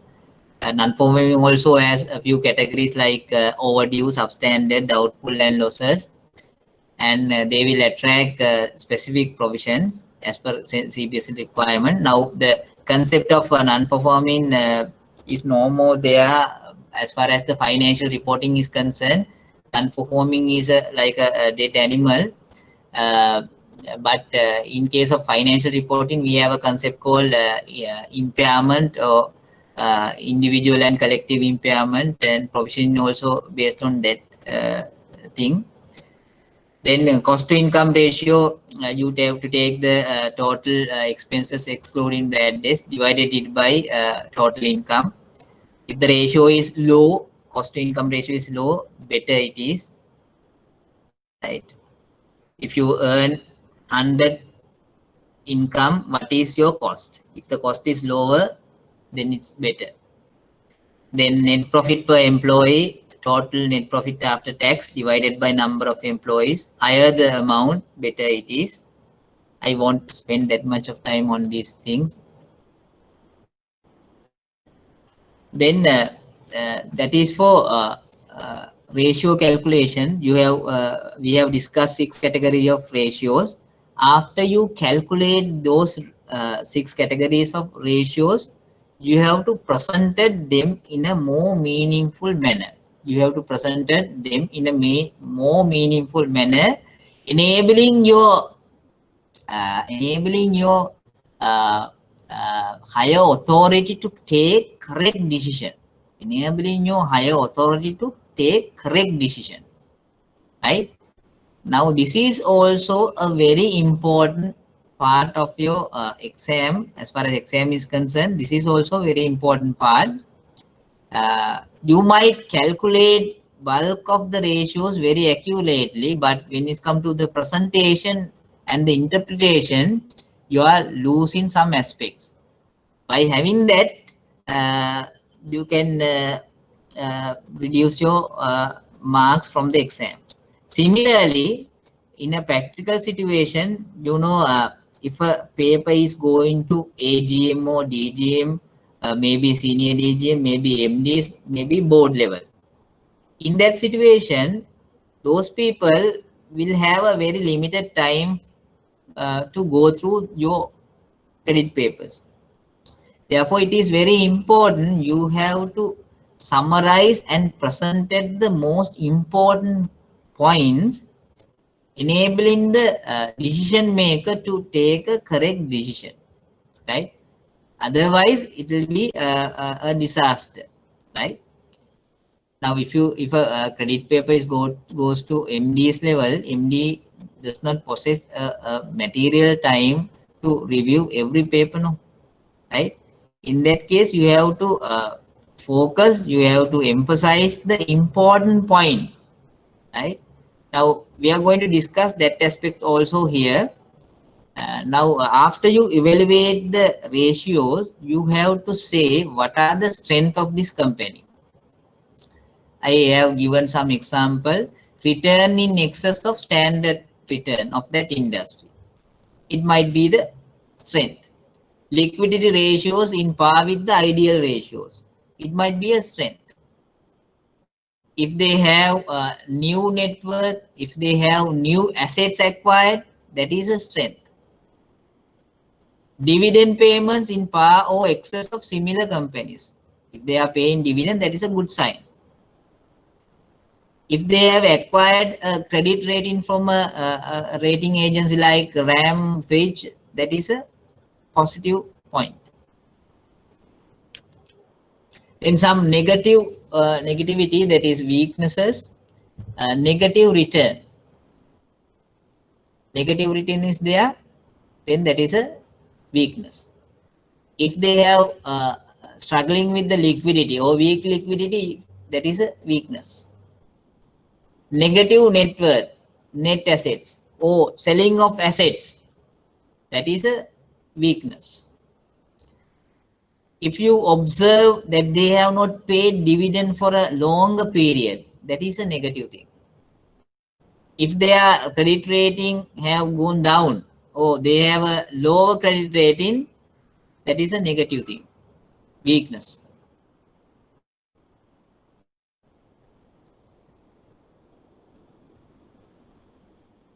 Then if you take this ratio analysis, this is also need to take into account when you are expressing your view on the findings of the ratios.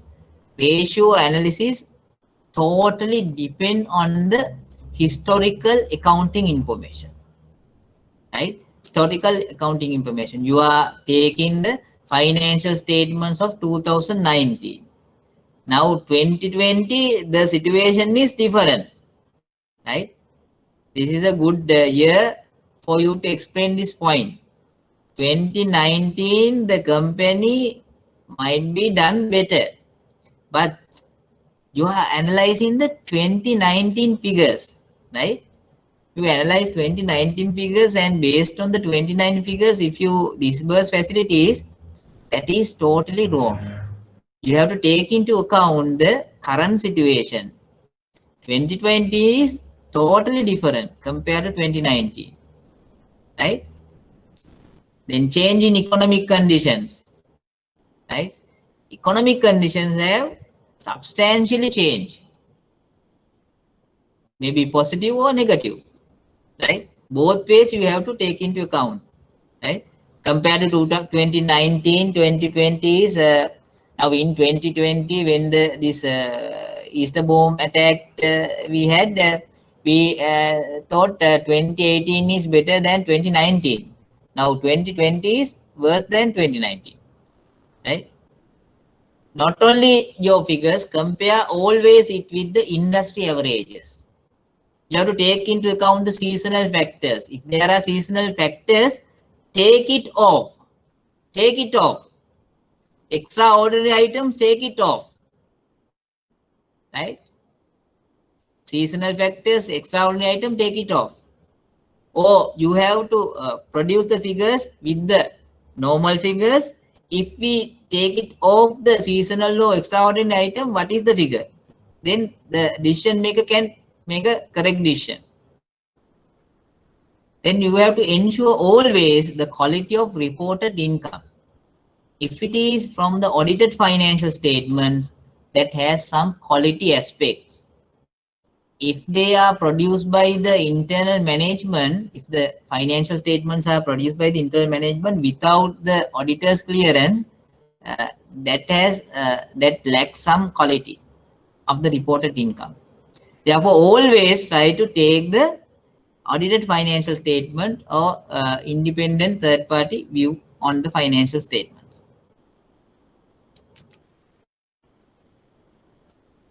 Further points when it comes to interpretations. First, when you are writing the credit papers, interpretation process is assisted by analytical framework. You have already done that using the ratio analysis. You have already done that.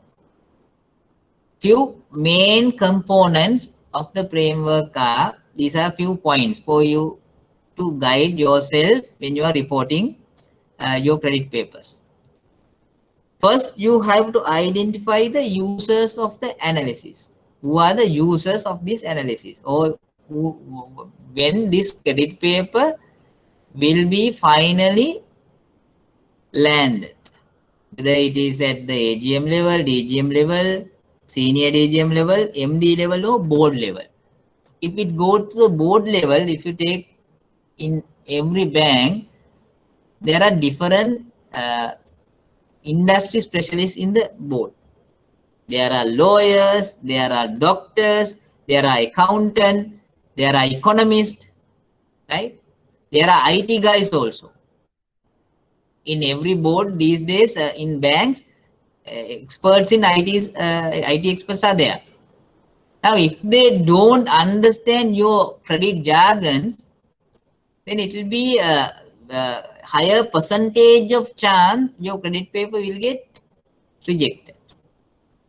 Now, make sure if it goes to board level, if it goes to MD, senior DGM, they know the jargons. But when, especially if you submit a credit paper to the board level, make sure that the minimum application of credit jargons in your write-up, right? Make sure it is very easy to understand the point that you are making. We need not to have a jargon or credit jargon kind of a essay type credit paper at the board level, right? What is the ultimate aim? We have to approve the credit paper with the intention of correctly identify the risk. Therefore, identify the use of the analysis. Thereafter, you can write. Understanding of the nature of the business and the industry and the organization is very important. If yourself don't understand some critical aspect of the industry, critical aspect of the business, critical aspect of the organization, then it is not good. Therefore, understanding the business itself is very vital. Then I previously also mentioned identification of source of data for analysis is very essential. You can quote those things in the credit paper itself. And numerical analysis of the data, if it is available, you have to provide whatever the main things. Interpretation of the results of the analysis very essential. You have to correctly interpret the things.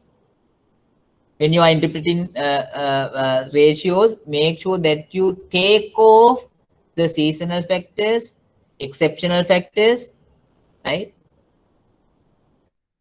Always compare apples with apples. Write in the report detailing the analysis of the results and recommendations.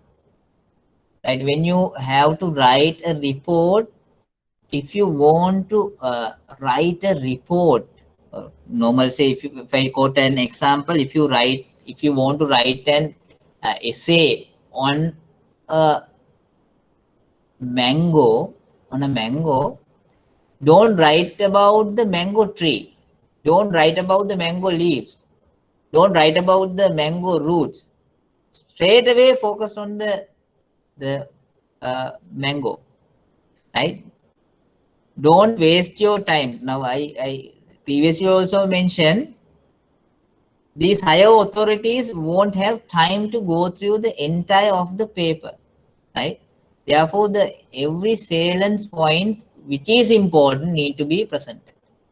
When I am doing presentation for the my normal subordinates, my branch managers, maybe AGM, DGM, corporate level, it might have some kind of a detail things can be accommodated. But if I am presenting something to the board, I must ensure that my presentation only cover essential parts, and there are more board papers to be presented, and board members are eagerly waiting to make a decision on an urgent basis.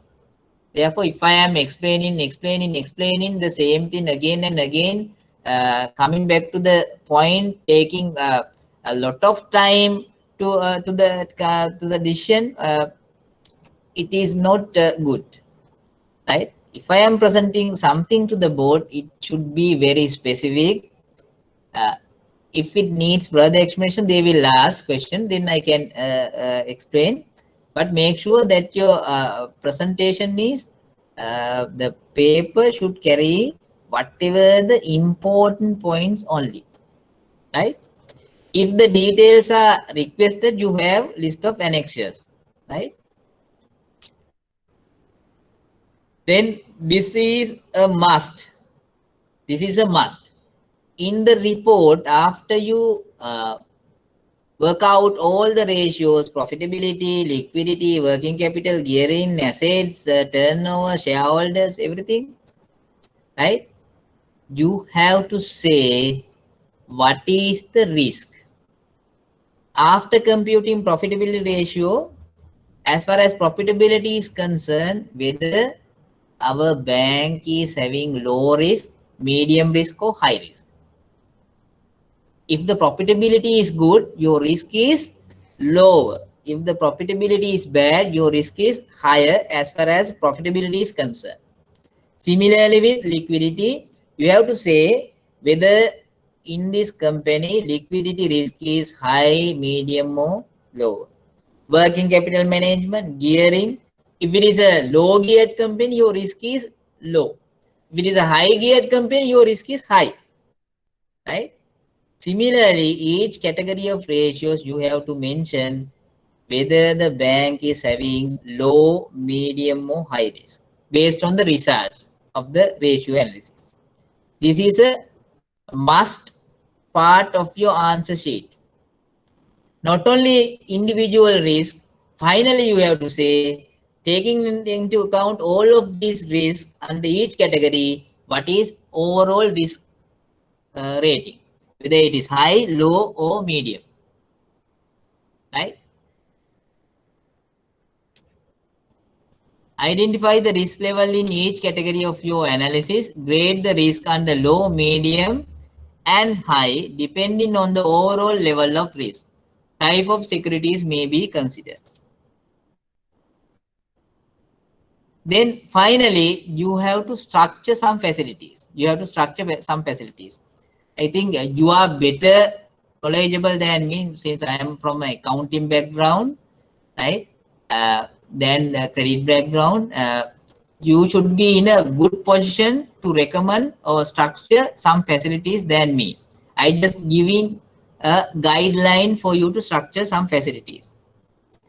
Principles of loan structure present the various components of a lending transaction a lending institute can offer their borrowers with a view to satisfy their needs. Now, the structuring should be done in a way to satisfy the customer as well. All loans involved in the process may be short-term or be structured for repayment over a long period of time, depending on the type of facility and the repayment capacity of the borrower. Another advantage is that a credit facility can often allow the substitution for collateral if necessary. The more important thing, if you have the collateral, make sure that you take that collateral. If there is a valuation report for the collateral, make sure that the valuation report is updated and you have not expired valuation report. If you need a fresh valuation to consider further facilities, make sure that you are doing it for the benefit of the bank as well as for the benefit of the customer. It is possible to grant new facilities within the existing approved limit. Yes. With the extended period of repayment, recover the present outstandings with a view to meet customer request. Right? There are different options available when you are structuring facilities. You can give away the new loan, but make sure that you repay the existing loans and within the approved limit of the customer. If you want a higher limit to be approved for the customer, you need to have higher value of security or structure the facilities accordingly. The ability to substitute collateral elimination, the need to rework the loan contract, saving both the lender and the borrowers a lot of time. Right. These are some facilities you can name for trading, buying and selling customers, permanent overdraft, temporary overdraft, term loan, leasing, pawning, guarantees. Right. For importers, permanent overdraft, temporary overdraft, LC facility, import loans, TR loans, hypothecation loans, guarantees, acceptance, right? Exporters the same as the important. If you're in the service industry, PODs, TODs, term loan, mortgage loans, guarantees. Contractors, especially apart from the facilities I mentioned, you have to ask from the guarantee performance or guarantee bonds, bid bonds. Those are some facilities apart from the normal things. Next week, we will discuss two question papers. That is question paper 2016 November 1 and I cannot remember 2017 or 15 May 1, right? I will give the answers also. Now it has already been uploaded in the system. You can calculate, right? I will discuss the answers next week. Make sure that you are there in the next week as well. Not only that, I will take some examples, the mistakes done by students, right? In answering the question paper, those are very silly, negligent mistakes, right? But having made those mistakes, they will open the path to fail the exam. Right? Make sure that you are not one of them in your exam. Uh, Thank you for listening. We'll meet next week also at 7 a.m. Hope you will study these two question papers and prepared well in the next week. Thank you.